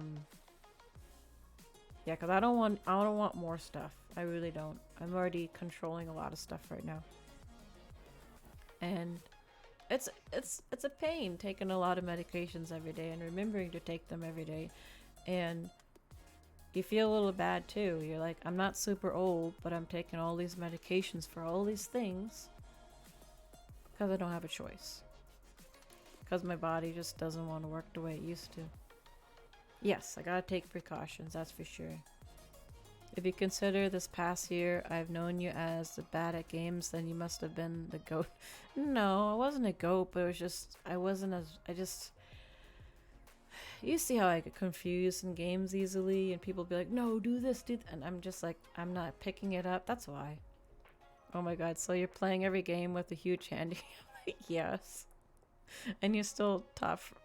I am not top frag in Fortnite, mind you. You're such a no. I think Fortnite is just it's kind of clear cut, but like if it's any others, like, what's a good one? What's a good one? Just any like platformers and those kind of things where you got to remember a lot of controls. I forget them very easily, so you guys don't know, especially when it's like a collab. I will pre-look up the controls and print them out and have them to the side, because I know I won't remember the buttons, because it's that bad. Whereas most people will kind of be like, oh yeah, after a while I won't remember the buttons, so I'll like print them out. Because I don't want to look like a fool during the collabs. Like if I'm solo, I'm just like, okay, whatever, but there have been many collabs where I pre-printed out the controls just to kind of have a little bit of a better grasp, because I just don't remember them at all. But it comes from that. You're heading home? Okay, have a safe trip home, Leona. I hope work went well for you. Can you have a chunk of I mean, it's better than it was. I mean, I was out of it before when it was at its worst. I was like a zombie, the brain fog. I couldn't focus, couldn't think. I'm just really, really out of it. So I'm a lot better, but it's just like, there's just some long term damage that'll always be there. And I embrace it. That's why I'm usually just like, yeah, I'm bad at games. That's how I cope with it. I'll just say I'm bad at games, and yeah, deal with it. I'm not top frag. Me select the middle of the match. That was different. I was like a one match, chief. One match. That was pure luck. Me said no, I'm not a pro game. I'm definitely not a pro gamer. That's why, like I said, I'm not playing Elden Ring. I'm not playing any Souls games. A lot of that just has to do with the fact that I know I'm not just gonna struggle because regular people struggle at the games. I know I'm gonna struggle beyond everybody else because I'm just gonna have a hard time I know I'm gonna have a harder time than normal. So that's why I usually stray away from a lot of those. If they seem hard, if I see people playing them and I'm like, that looks kind of challenging, I stay away because I already know I'm gonna have an even harder time. And the thing you guys don't see on the other side is how frustrated I get at myself when I'm playing these games and I'm like, I don't understand. I'm getting frustrated. I can't figure it out. I'm forgetting the controls. I'm doing really bad. I get really frustrated at myself and I don't enjoy it. So that's why I stay away from those games and let the people that are pros play it. So if you see me saying, no, I'm not going to play that game, that's why. It's because of that. I could survive anything with the ability to remember everything. You can have some. I wish. I wish we could share stuff. I really do. One match is still part of the whole picture. Kinda. I mean, I think over time, there's muscle memory. But it just... I stay away from those that I think I know is beyond my capabilities. Oh, I appreciate DJ. I appreciate the head pat thing is good enough. Seeing them makes me happy. Even Yuki said your recoil and aim in game is top notch. That's a shooter, okay? That's different, okay? You guys remember me playing some of those, like, remember Metal Gear? Was a Metal Gear Solid 5? I just could not for the life of me figure that game out. And that's like the perfect example right there. Lisa needed a gaming handicap or everyone else would... No. If you were here for the Metal Gears, oh my gosh, that was so bad. So bad. Some of the basic profiles for Greed and Miso... No, Greed is not my lore. No. No. I have whole lore written out. If you go through my socials, you can see I have whole lore already written out for this OC. Yeah. So it's... I have a whole lore already. That has nothing to do with it. No, nobody be intimidated to play with me, but yeah. You played around zeros, which doesn't tell you anything. Good players struggle with it, that's why you're not being bad or anything. I mean, like, I know my level before. Because I used to play games a lot more, like, really, like, dedicatedly. So I know it's not the same as it used to be. Because I'll be playing and I'll just be like, man, like, why am I this bad? Like, I wasn't this bad before, but that's why. But I also think playing more, I'm getting better. So I think that's also a thing too. So like thing like Fortnite's because I played a lot, I get better at it. So this kind of like that muscle memory type of thing. Hey, in the Metal Gear stream, the AI was bugged out. Was it bugged out? I just think I was just bad at it. Playing more has your muscles remember. Yes. And they're shooters. Shooters are to me they're pretty straightforward. To me, there's a little bit less to... I don't know. as opposed to like something like Metal Gear where you gotta be tactical and you gotta do all this. Like some of them, they just overwhelm me. Cause that's the other thing is I didn't used to be so overwhelmed by games, whereas now I'll get overwhelmed and then I'll get frustrated, and then that's why you see me not play the game again. That's why. Cause I'll just feel like really embarrassed. Cause like what was the last Resident Evil I played? I was like, oh my gosh, this is so bad. I'm not playing this again. Yes. Just pew pew. Yeah, just pew pew is okay. If you could feel it, yeah. So, and I don't want to frustrate, because like stress also affects CIRS as well. So like when you're under a lot of stress, it will kind of trigger some of your symptoms as well. So I try to control stress as much as I can. Ow. I should have turned that one off. So I try to control it. So I do therapy regularly to make sure I kind of maintain my stress levels. Because stress will some of the symptoms will come back. Because in days where I've been a little bit like more stressed than usual, like I'll notice some of the symptoms. So that's also why it's like, okay, if this game is frustrating me a lot, I'm not going to play it again because I don't want to get stressed. So that's another thing, is like I have to keep my stress under control. Therapy wasn't a thing I did until I got this condition and my depression skyrocketed. And that's when I was like, yeah, if I'm having these kind of thoughts, I'm going to need to talk to somebody. And I don't regret it at all, because it's helped quite a bit. They've helped quite a bit, because like they've actually been pretty like open and trying to understand the CIRS and even try to like suggest things. Although she always tries to suggest me to go to a naturopath, which I'm like, I'm not paying $500 to just see somebody, but I appreciate that you're at least trying though.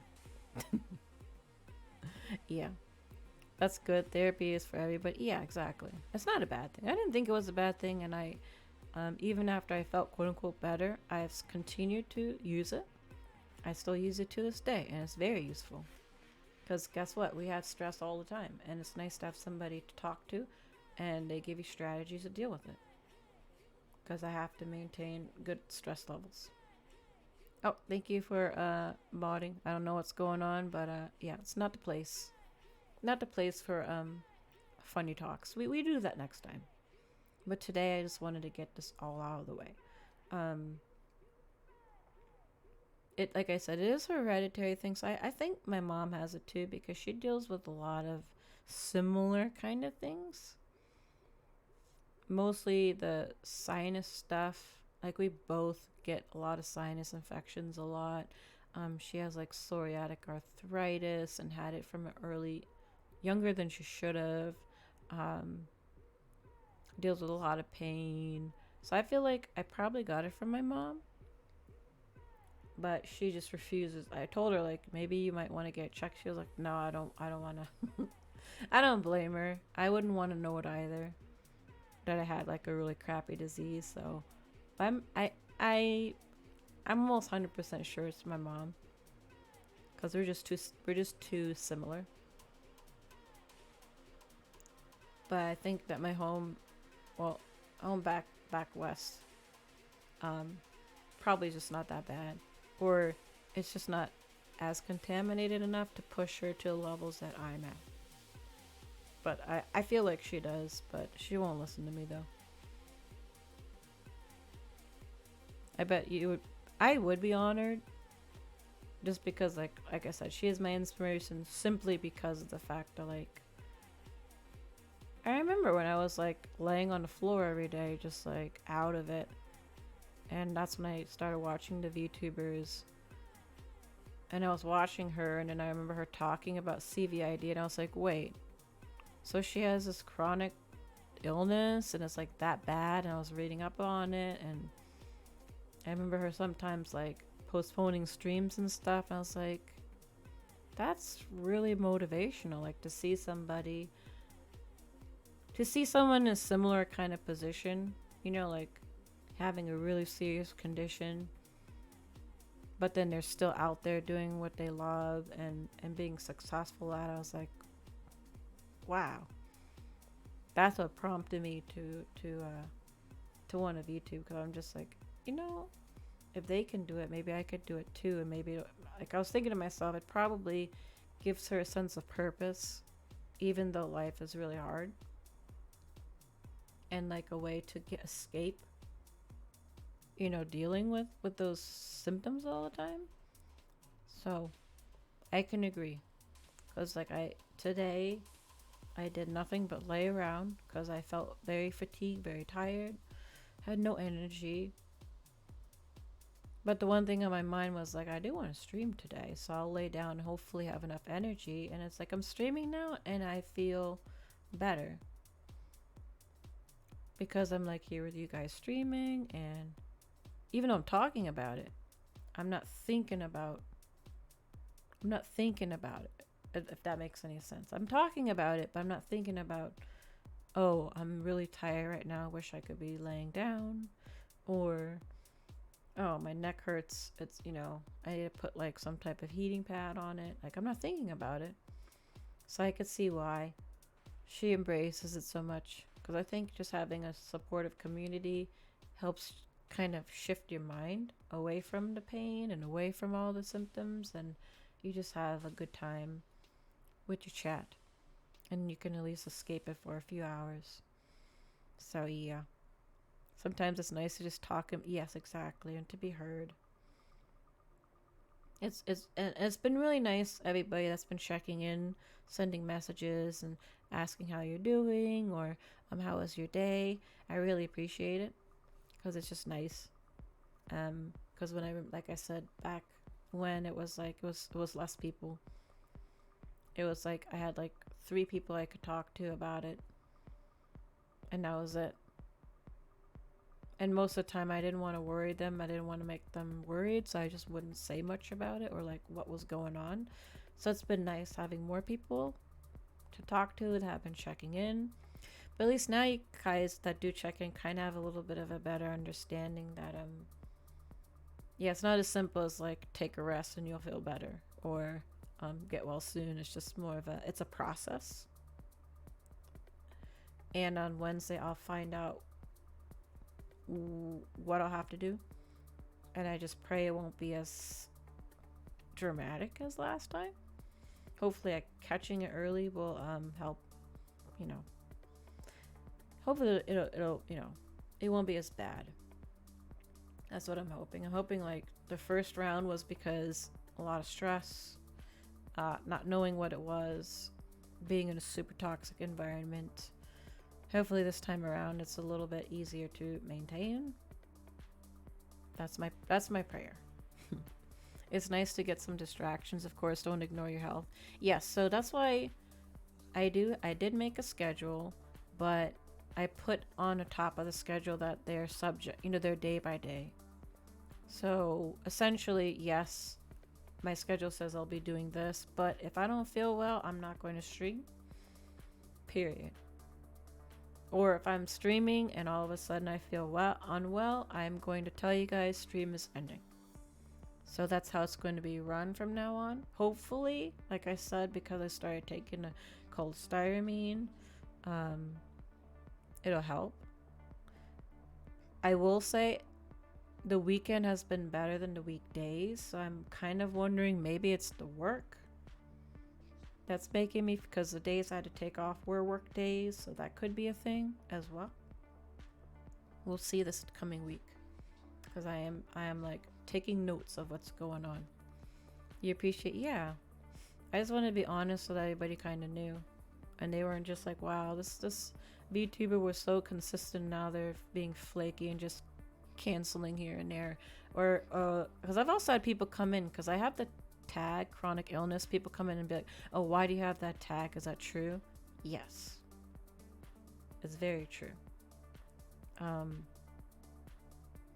Very true. And I've canceled streams before because of it. It's just not as consistently as this week. But like I've had to cancel for sinus infections, and those are part of this condition because you're obviously you breathe it in, it gets into your nose, and then it makes and then it gives you sinus infections. So I've had to cancel a few streams because of those, but they come from this. They do. Just wait, what did I mean? What? Let me scroll back. If you lived inside a mushroom. Yeah, I did. I lived in. It must have. Actually, I lived in a place worse. Because I lived in a basement apartment before that townhouse, and it was a moldy one, but I didn't know back then. She says if I still don't kick the door in, ready to. I. Hello, Heaton. How are you doing? Welcome on in. So where I live, it's pretty metro area, so it's really expensive.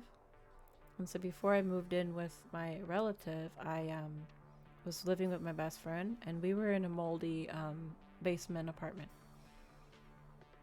But at the time, it's like, a lot of us just don't think much of it. We're just like, mold, okay, whatever.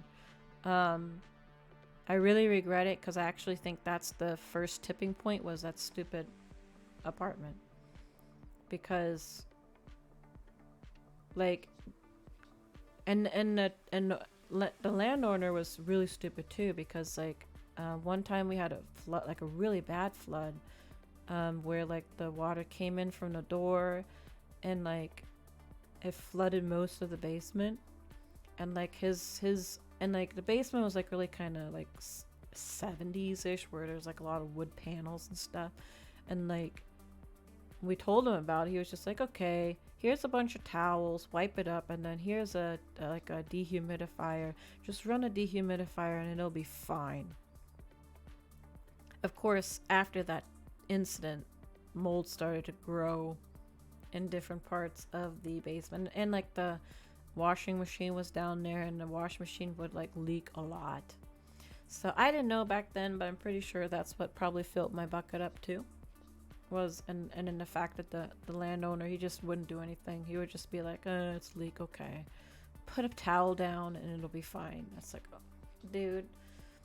And you know what's worse? Like clearly, if like the whole place was flooded with water, right? When we were trying to move out, he wanted to charge us because he said that the basement smelled, and the reason it smelled was because we owned a cat. Yeah, that a mold smell of a basement was caused by a cat, and that we should be surcharged when it's clear that it was a moldy smell caused by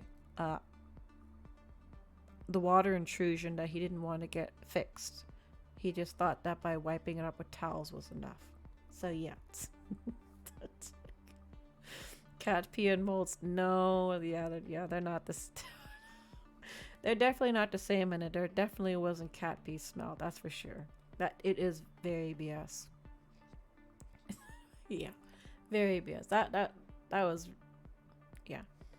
And we actually had text messages with him because we literally like showed him like, look, we told you that it flooded at this time. There was a smell at this time. So how can you claim that it's the kid? So he backed off after we showed the text messages with him, because we're just like, if you try to do anything, we'll just use as evidence against you. He backed off after that. I really don't know what's worse, bad landlord or bad doctor. Both. Because I mean, where you live every day, and doctor, well, they're supposed to heal you, so both are bad. You've worked in basements with the wood type setup. It's always moldy. Yes. Also doesn't help that where you live most of the time is cool weather, so mold grows quickly. Kind of. I would say more, there's a lot of humidity here. And a lot of people don't know humid weather causes mold too. Because it's water in the air. So if you're in a humid environment, that causes mold too. The smell of the store was just yeah. I know. But that was ridiculous. He was ridiculous. He was a very ridiculous landlord to begin with. Like we were having a small water leak that would happen when it was raining. We moved because of that, and as soon as we moved, it got. Oh my gosh! Of course they would fix it after you move. How does Mesa keep going when everything goes wrong around? I already kind of pointed to this. I am a person of faith, and I pray regularly, and to me it keeps me going because I'm charged to be a good person and, you know, to be a light in the world like the person I believed in.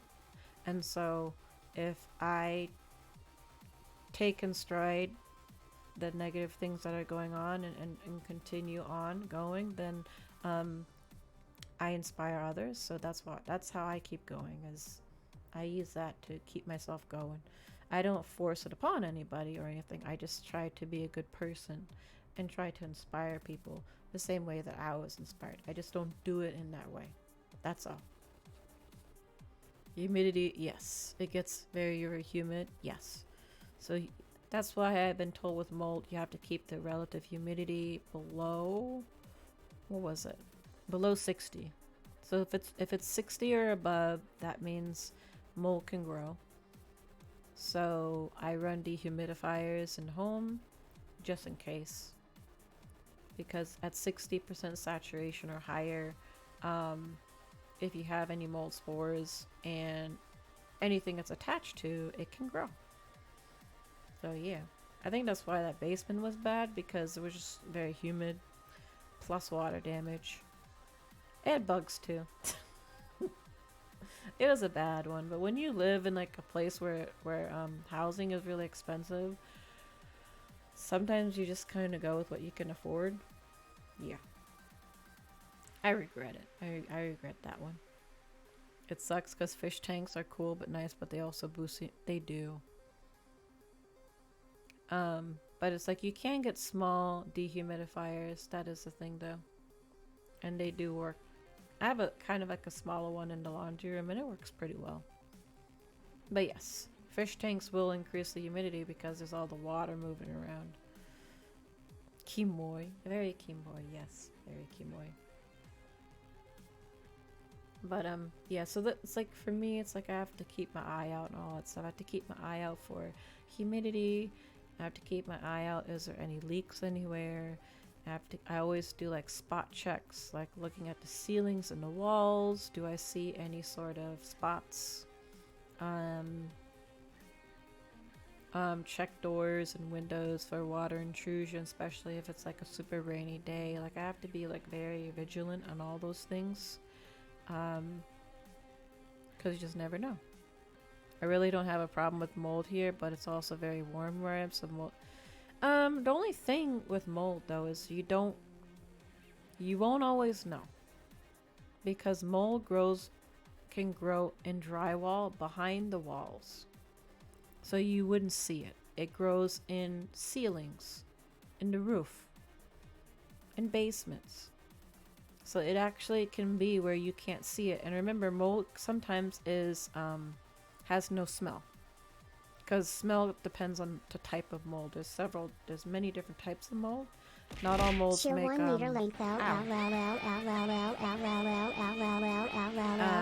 you for the cheer. And thank you for the raid. Welcome in, Kamui. Welcome in, Raiders. I'm Hitoyori Misa, Daywalker, Vampire, VTuber, Comfy, Variety Streamer. Today we were just talking about a very serious topic of my illness. Thank you for the bits, Lone Wolf, although the L's was a bit much. But welcome on in. Can we get a shout out for the raid though? I know we haven't been doing shout outs because it's a little bit of it'd be a downer. So Miss, everything good? Lumi, hello, welcome on in. So we were just talking about the fact that I have illness called CIRS, chronic inflammatory response syndrome. It started to flare up again recently. That's why I've canceled some streams. Oh no, my video. Well, guys, go click on Kamui. You could go follow him. He plays Fortnite, so if you like Fortnite, and it's in the early stages, so I'm trying to go to the doctor and get the stuff under control. Hopefully. I don't know. Oh, Dev, thank you for the sub. I appreciate it. And thank you for the 6 months. Thank you. Unfortunately, I'll do the songs later because today just isn't really a day for singing. I'm sorry about that. I would do it, but actually it's 10 o'clock, one, and number two, talking about heavy matters and then starting to sing doesn't fit. Better put your name down, and then if you want to redeem it, just let me know. Wait, what happened? Read the title. We've been talking about why I've canceled some streams, why some streams might be canceled in the future as I try to battle this disease again. Hopefully it won't be as bad as last time. But the whole point of the stream was to let you guys know what it is, why I've canceled the streams, and in the future if they're canceled, that's why you guys don't have to be like, what happened? You guys already know. And I can also send people to the VODs in case they are like, well, what is it? Now you guys know. It's called CIRS, CIRS. It's a very rare disease that most people do not know about, even doctors. I am literally extraordinarily lucky that my primary care doctor actually knew what it was. Because if he didn't, I would have been screwed. Because I would have had to have gone to the holistic doctor route, which is really expensive. It's like not having insurance, even though you have insurance, but they don't take insurance and they're very, very expensive. Luckily, my doctor, he actually has CIRS himself, and he self-treated himself, and so that's why he knew about it. It's just a 1 in a million chance that my doctor happened to be dealing with the same disease and know the symptoms right away and know what to do. So I'm extremely lucky because most people don't have that. They treat themselves through research, or they go the route of naturopaths and have to pay exorbitant amount of money and get treated that way. Hello King, how are you doing? Welcome in. But I have a fun still, just so much sweat. Yeah, it's fun. Fortnite's fun. I mean, there's sweaty lobbies, but it's still fun. Is everything alright? We're just talking about that.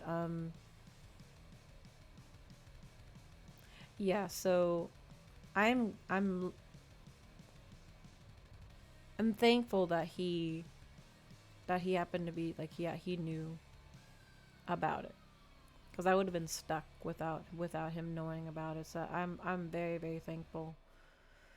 Because one of the other reasons, because like maybe my sleep could be helped by a naturopath or a holistic doctor, but I kind of refuse to go to them on the principle that, to me, I feel like it's, how should I put this? They're the main doctors for this disease, and they know it. They know that they in their articles, they literally will put down, most of your average doctors don't know about this disease. They know it, and yet they block everybody through money, right? Just like, most people lose their job with this disease because they get incapacitated. They're suffering a lot. You're the only ones that can really help, and yet you lock yourselves through a high paywall. They generally are like $500 new patient, and then a couple $100 per hour, and then they only give you supplements, and if you know anything about supplements, they are pretty expensive and per month. And then any treatments, like if it's like a hyperbolic or anything like that, or vitamin treatments, again, are out of pocket. It is pretty scummy to me because I'm like, you're the only ones that know about it and treat it, because very few insurance doctors do. And I just can't really support that, because I feel like they know it. They know they're the only ones that know. And they don't like, I'm not saying that you could at least maybe like discount it or something like that, right? Because like a lot of what they do is like vitamin treatments, hyperbolic chamber treatments, natural ways of healing stuff because you don't believe in Western medicine. I understand that. And a lot of people have the money to pay for those alternative medicines. But people that are suffering from something like CIRS, where it's inflammation, it's autoimmune, they don't have a choice. They often don't have the money to pay that much money out of pocket to see a doctor.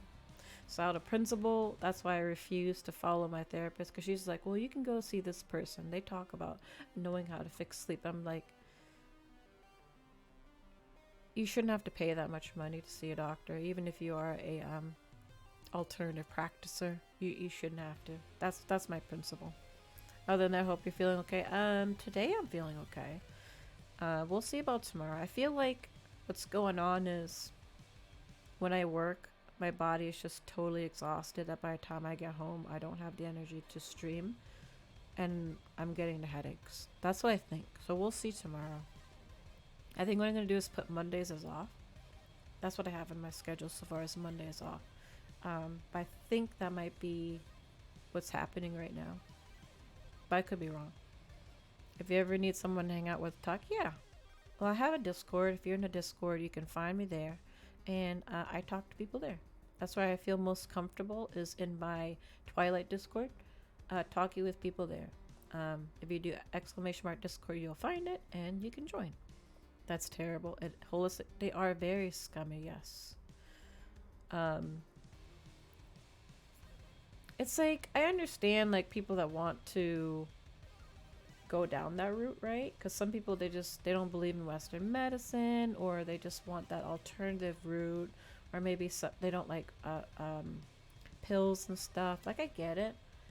I just don't agree with it when, because things like fibromyalgia, Lyme disease, CIRS, things like these, regular doctors can't do a whole lot for, but holistic doctors can.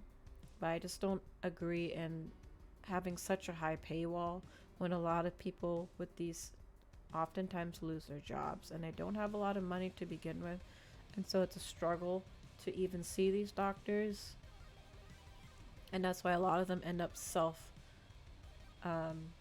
self-treating themselves. They just go on to help groups and they just ask people, well, what do you take for this, because I can't go see a doctor. I don't agree with that. I just think that's scummy. I feel like a good country would make the medical care cheaper. Kind of, but from my understanding, at least from the groups, is that the holistic doctors, even in the countries that have universal health care, they still aren't covered. Because they're not practicing Western medicine. They're practicing a different type of, it's essentially alternative medicine. So no matter where you are in the world, like, you still have to pay out of pocket. That's my understanding of it. Or at least from the support groups, is that like they were like, well, I'm in Australia and I still have to pay to see a holistic doctor. So I could be wrong, but if you know of holistic or naturopathic doctors and you live outside of the US, I believe that you still need to pay out of pocket. Your universal health care doesn't cover it. But I could be wrong. Your experience confirms. Thank you, Nana. So yeah, and I just don't, like, I understand you need money. That's how you make your money. I just think that they should price it accordingly for certain, conditions where they know, because they know. Because, like, a lot of them write articles and they literally say in their articles they know they're the only ones that can treat it. They literally boast about it. But then they still charge you an exorbitant amount of money. I just don't feel it's right, personally. I think it's right when it's a self-choice. You want that route of healthcare. I don't think it's right when you don't have a choice. So maybe they could help me with my sleep, but I don't know. I just don't agree with that. That's just me, though. And enjoy I hope you have a safe drive back, Zero, and thank you for joining. Because the subsidiary here is the highest. It covers all that's the bright side, but just a long waiting line. Could be. I just don't know if it covers those. It's able to give you all the love and affection. I mean, right now, I wish mold would go away. Well, no, because penicillin is made by mold. I wish mold would just, I wish it would stay away from houses, okay, and buildings. I wish it would stay in its natural habitat of outside. That's all I need. Thank you for the follow. Welcome on in Twilight. I'm Hito Yodamisa, Daywalker Vampire VTuber, and Comfy Variety Streamer. Can't believe the doctors are allowed to do that. Like I said, they're alternative medicine. So they're not like your regular practitioners. So these could be anything along the lines of people that practice acupuncture, to herbalists, to you know, people that treat using supplements. So it's not that what they're doing is wrong per se. I just think it's wrong when you know you're the only ones that generally treat a certain condition or conditions and you are behind a paywall. Welcome to America, yeah. I wish the mold would have some special respect.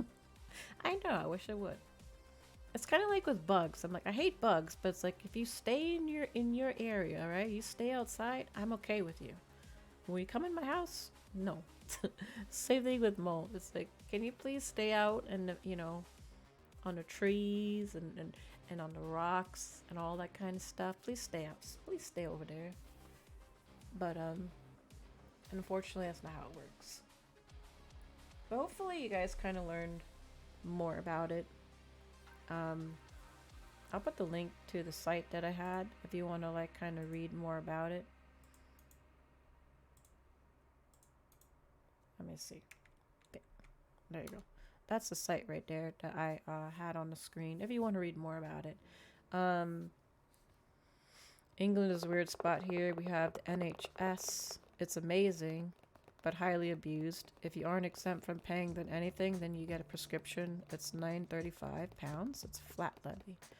If that drug costs 30 pence, it's £9.35. If it costs 400, that's £9.30. Okay. I mean, that's better than here because, like, for example, right, there's this new medication apparently for sleep, right? And I would suggest that you should try it because they're like, it could be, maybe it could help you with your sleep. Here, insurance denied it. They just said no. If I want to try to get it out of pocket, it's like $400 per thing. Here it's just like it's up to the insurance, and insurance are usually like, well, we rather you take generic, and if there's no generic, then you need to go take a different medication. Oh, you already took most medications? Well, we don't care. We deny you. So it's like really weird like that. I don't know. The system here is really weird. They rather deny you in for your medications because they want a specific reason why, because they don't want to pay it, or they make you go through hoops in order to get it. It's dumb. I've read more about it since I joined. Nice. I'm glad that you read about it. I've way too many people complain that they have to pay for their meds. I doubt an inside because without the NHS, you exactly. The other day, I charged someone £850 for a script. Oh my goodness. Exactly. It's like without those insurance or things like that, they're so expensive. I remember I was, some of you here know, I was going crazy when they rejected my renewal for my migraine medication, the injections. I was like, I need it because if I don't have it, I'm going to have migraines every day and be sick. And the insurance was literally like, well, you got to prove to us that you actually need it. It's like, why do I have to prove it? Like, you covered it for a year, so you know I need it. So then it's like I had to go through the doctor, have the doctor like send a letter that said, yes, this patient needs this medication and please refill it for a year. It's a really weird system here. I don't know. But yes, I think people shouldn't complain over $9.35 when sometimes I have to pay $30 for some of my stuff, and it's covered with insurance. It still costs me $30. So $9.35 is not bad. You learned, and thank you for opening up. No problem. I'm glad you guys learned. Um, and I hope that I'm gonna honestly see if there are any sort of like charitable things that go with CIRS, because I would like to do like a charity type of thing at some point, but it's because this thing is so unrecognized. I have yet to find one because I would want to make sure it's like a legitimate one and do like a little charity stream if I'm feeling up to it. They do what? They do want to be on your knees. Yeah, they did. They literally wanted me to be on my knees. They literally said, you need to prove it. I'm like, but you approved it for a year, so you know I need it. So I had to call the doctor, and then the doctor had to like write a letter, fax it over to the insurance that says basically I tried other medications and it didn't work, and that's why I need this injection. And then they approved it. And because I had lapsed on taking my injection, I started having migraines again. So that proved to me that I needed my injection. It's really stupid. Insurance here is really dumb. Because, like I said, even with the, I have to prove my, exactly.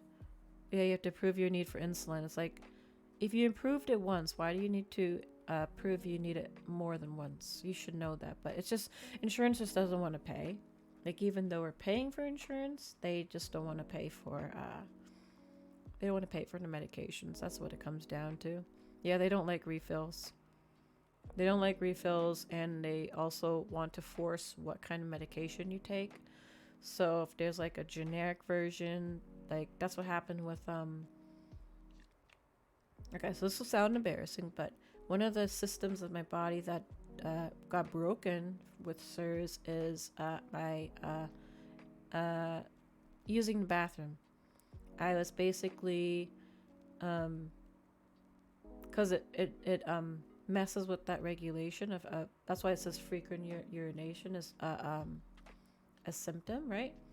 And so I needed to take medication to control it, because what was happening was I was having to go all the time, like every hour, even if I didn't drink much. So I would limit how much I would drink, because it's like, okay, if I knew I needed to drive in a car for a while, that would be a problem. So I needed a new medication, and then like the new medication helped. It really helped it.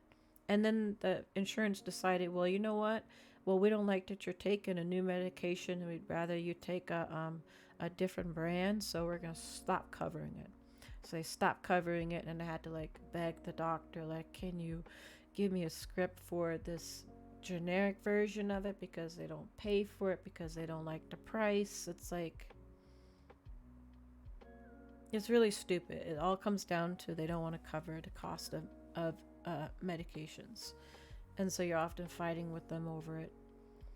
Over here, you get all meds for free if you're diabetic. Wow. Even non-diabetic things. It's so weird how things work. If you need asthma medication, you have to pay even though you can die from that. That's weird. How do you not manage to lose your mind over this stuff? VTubing has helped, actually. Because I started VTubing not long after I was feeling better. And this has been like a therapy for me, because I look forward to it every day. I enjoy making content. I enjoy interacting with you guys. So in a way, it's kind of helped me, because like I said, I get to turn my brain off and forget about all this stuff. And also I've met very good friends that check up with me, and I can talk to them about stuff. And yeah, and you just feel better. So that's how I've gotten through all this stuff for this past, year. I'm glad VTubing has helped a lot. I'm glad that I'm glad that I jumped into it. Speaking of which, since we are getting kind of on a late end, I will give you I'm going to drive home. Okay. You drive safe. I hope that work wasn't too bad for you today. I know it was busy. You're so proud. Thank you, Best Bear. And thank you for being one of those friends that checks in. I appreciate it.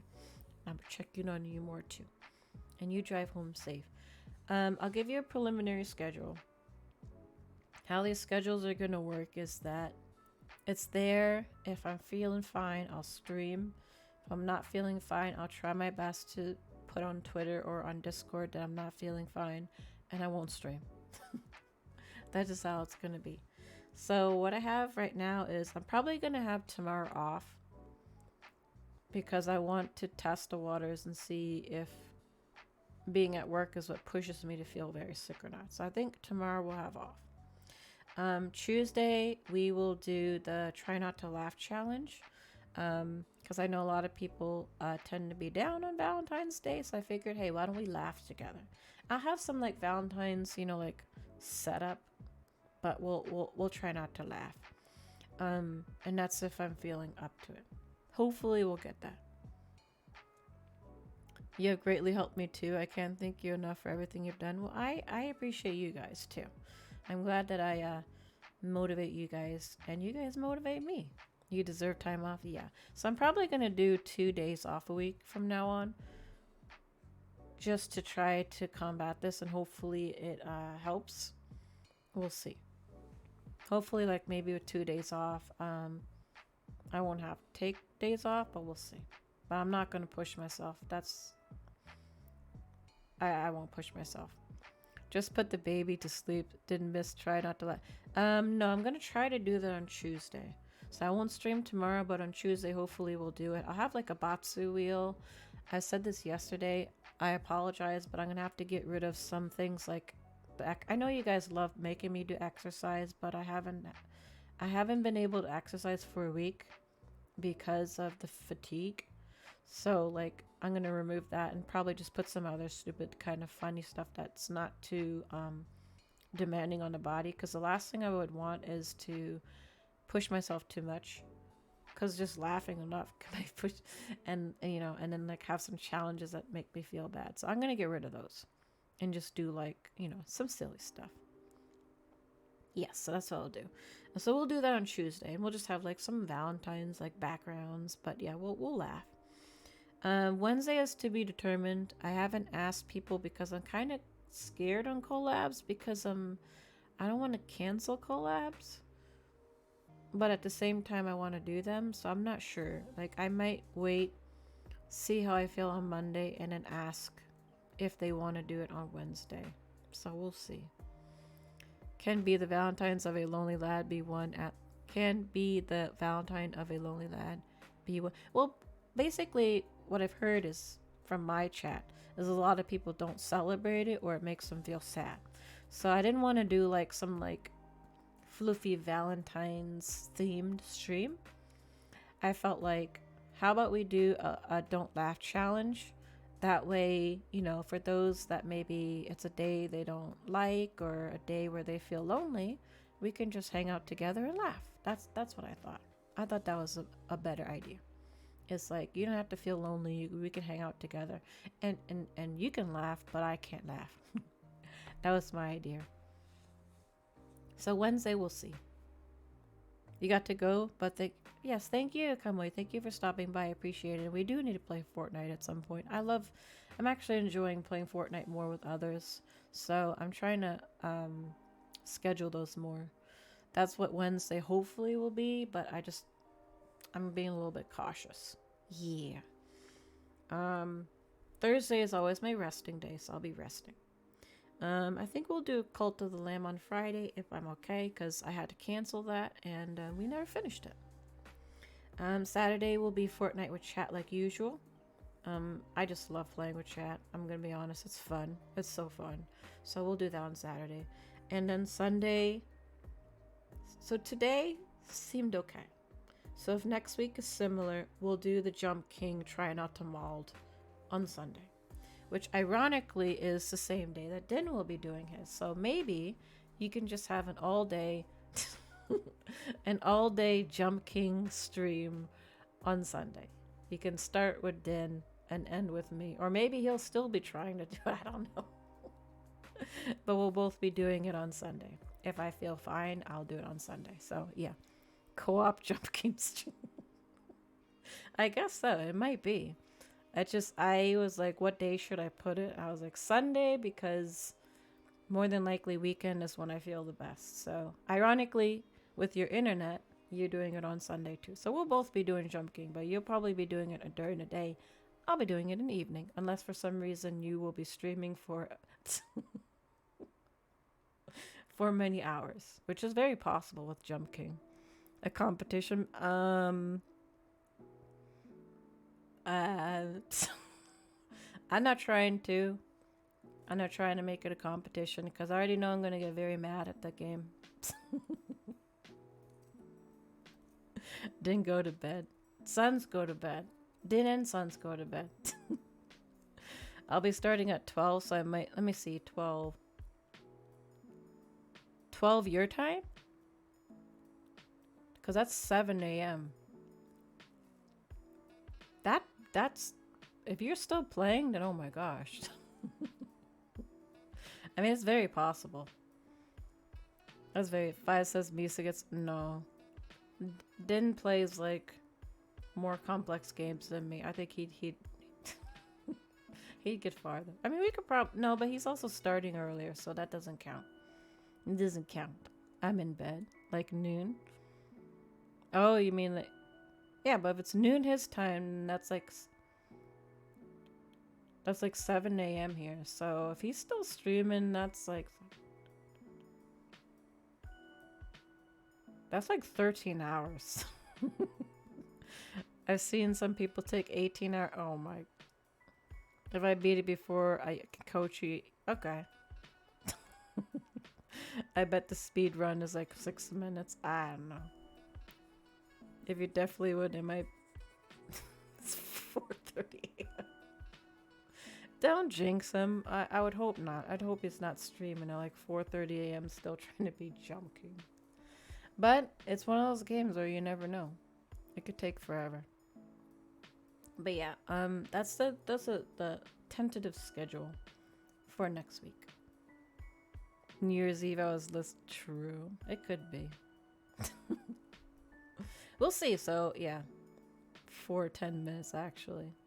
Oh my gosh, you guys need to go to bed. Well, anyways, I'm gonna be stopping soon anyways because it is past time.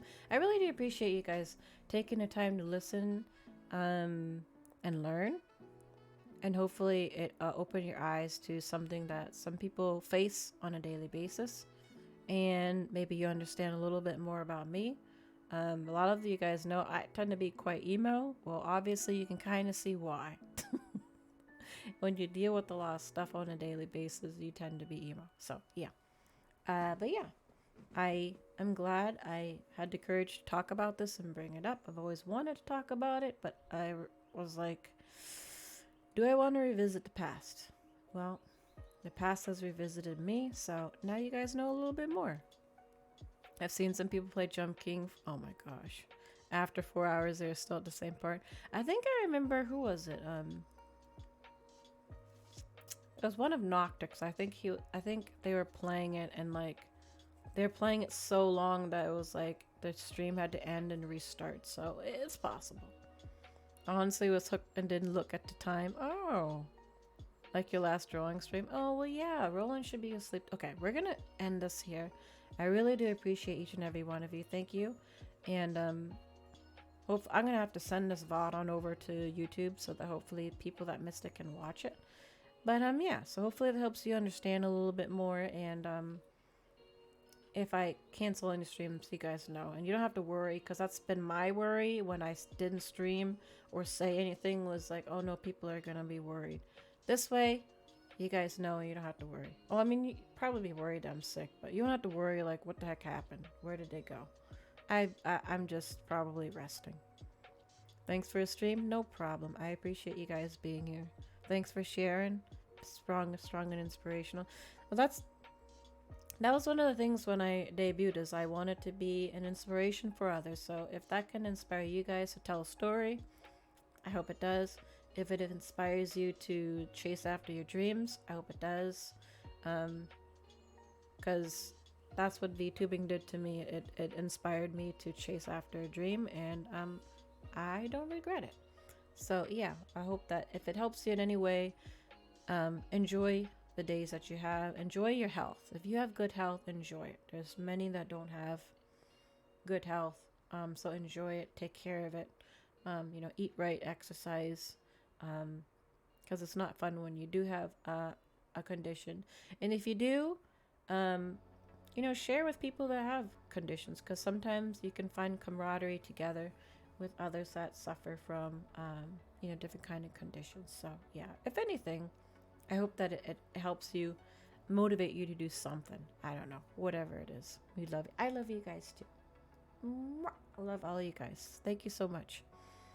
You helped me with the anniversary stream. Your inspiration. I ended up canceling everything if I was doing it. Yeah. Well, you did such a one. I am so proud of you, Seal. You did a wonderful job. Look at all those great things that you achieved. Awesome. So yeah, I like being a motivation because it helps me too. So with that, we should find somebody to raid, because some of you all, if I don't stop streaming, you're not gonna go to bed. And you guys should be sleeping.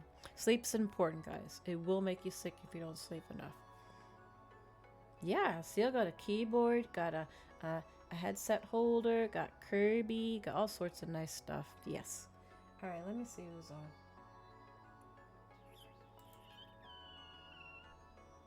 Wait.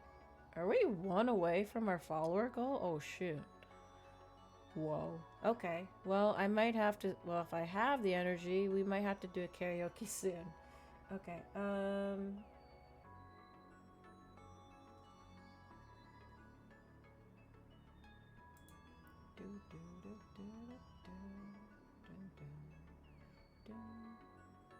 You know what? I actually just woke up, so I'm gonna be up here for a bit. Oh, no problem. I'm gonna raid Kaya. Kaya is in my server a lot. I've actually never checked out any of their streams. They're a kaiju streamer. What are they playing? They're playing Pocket Monster. So, and they're relatively new at streaming too. So I like to give the love to people that are new at streaming. So we're gonna rate Kaya. Just say thanks for being a follower. All right, so I'm gonna put on end stream. Zoop. Thank you all for listening to my story. I appreciate it. Was very nervous to do this, but you guys made it more comfy. And hopefully I'll see you again on Tuesday for a laugh challenge. And I hope you guys go to sleep. Some of you need to go to sleep. And I hope you have a wonderful Monday. Let me go ahead and get this. So deep raid. I'm doing this wrong. /raid. Okay. Deep sea kaiju Kia. I'm sorry, Ruby. We are done. Yes, we are done. It's a Misa raid. Yes, it's a Misa raid. I'll see you guys later. Hope to see you guys on Tuesday. Thank you. Love you all too. Bye bye.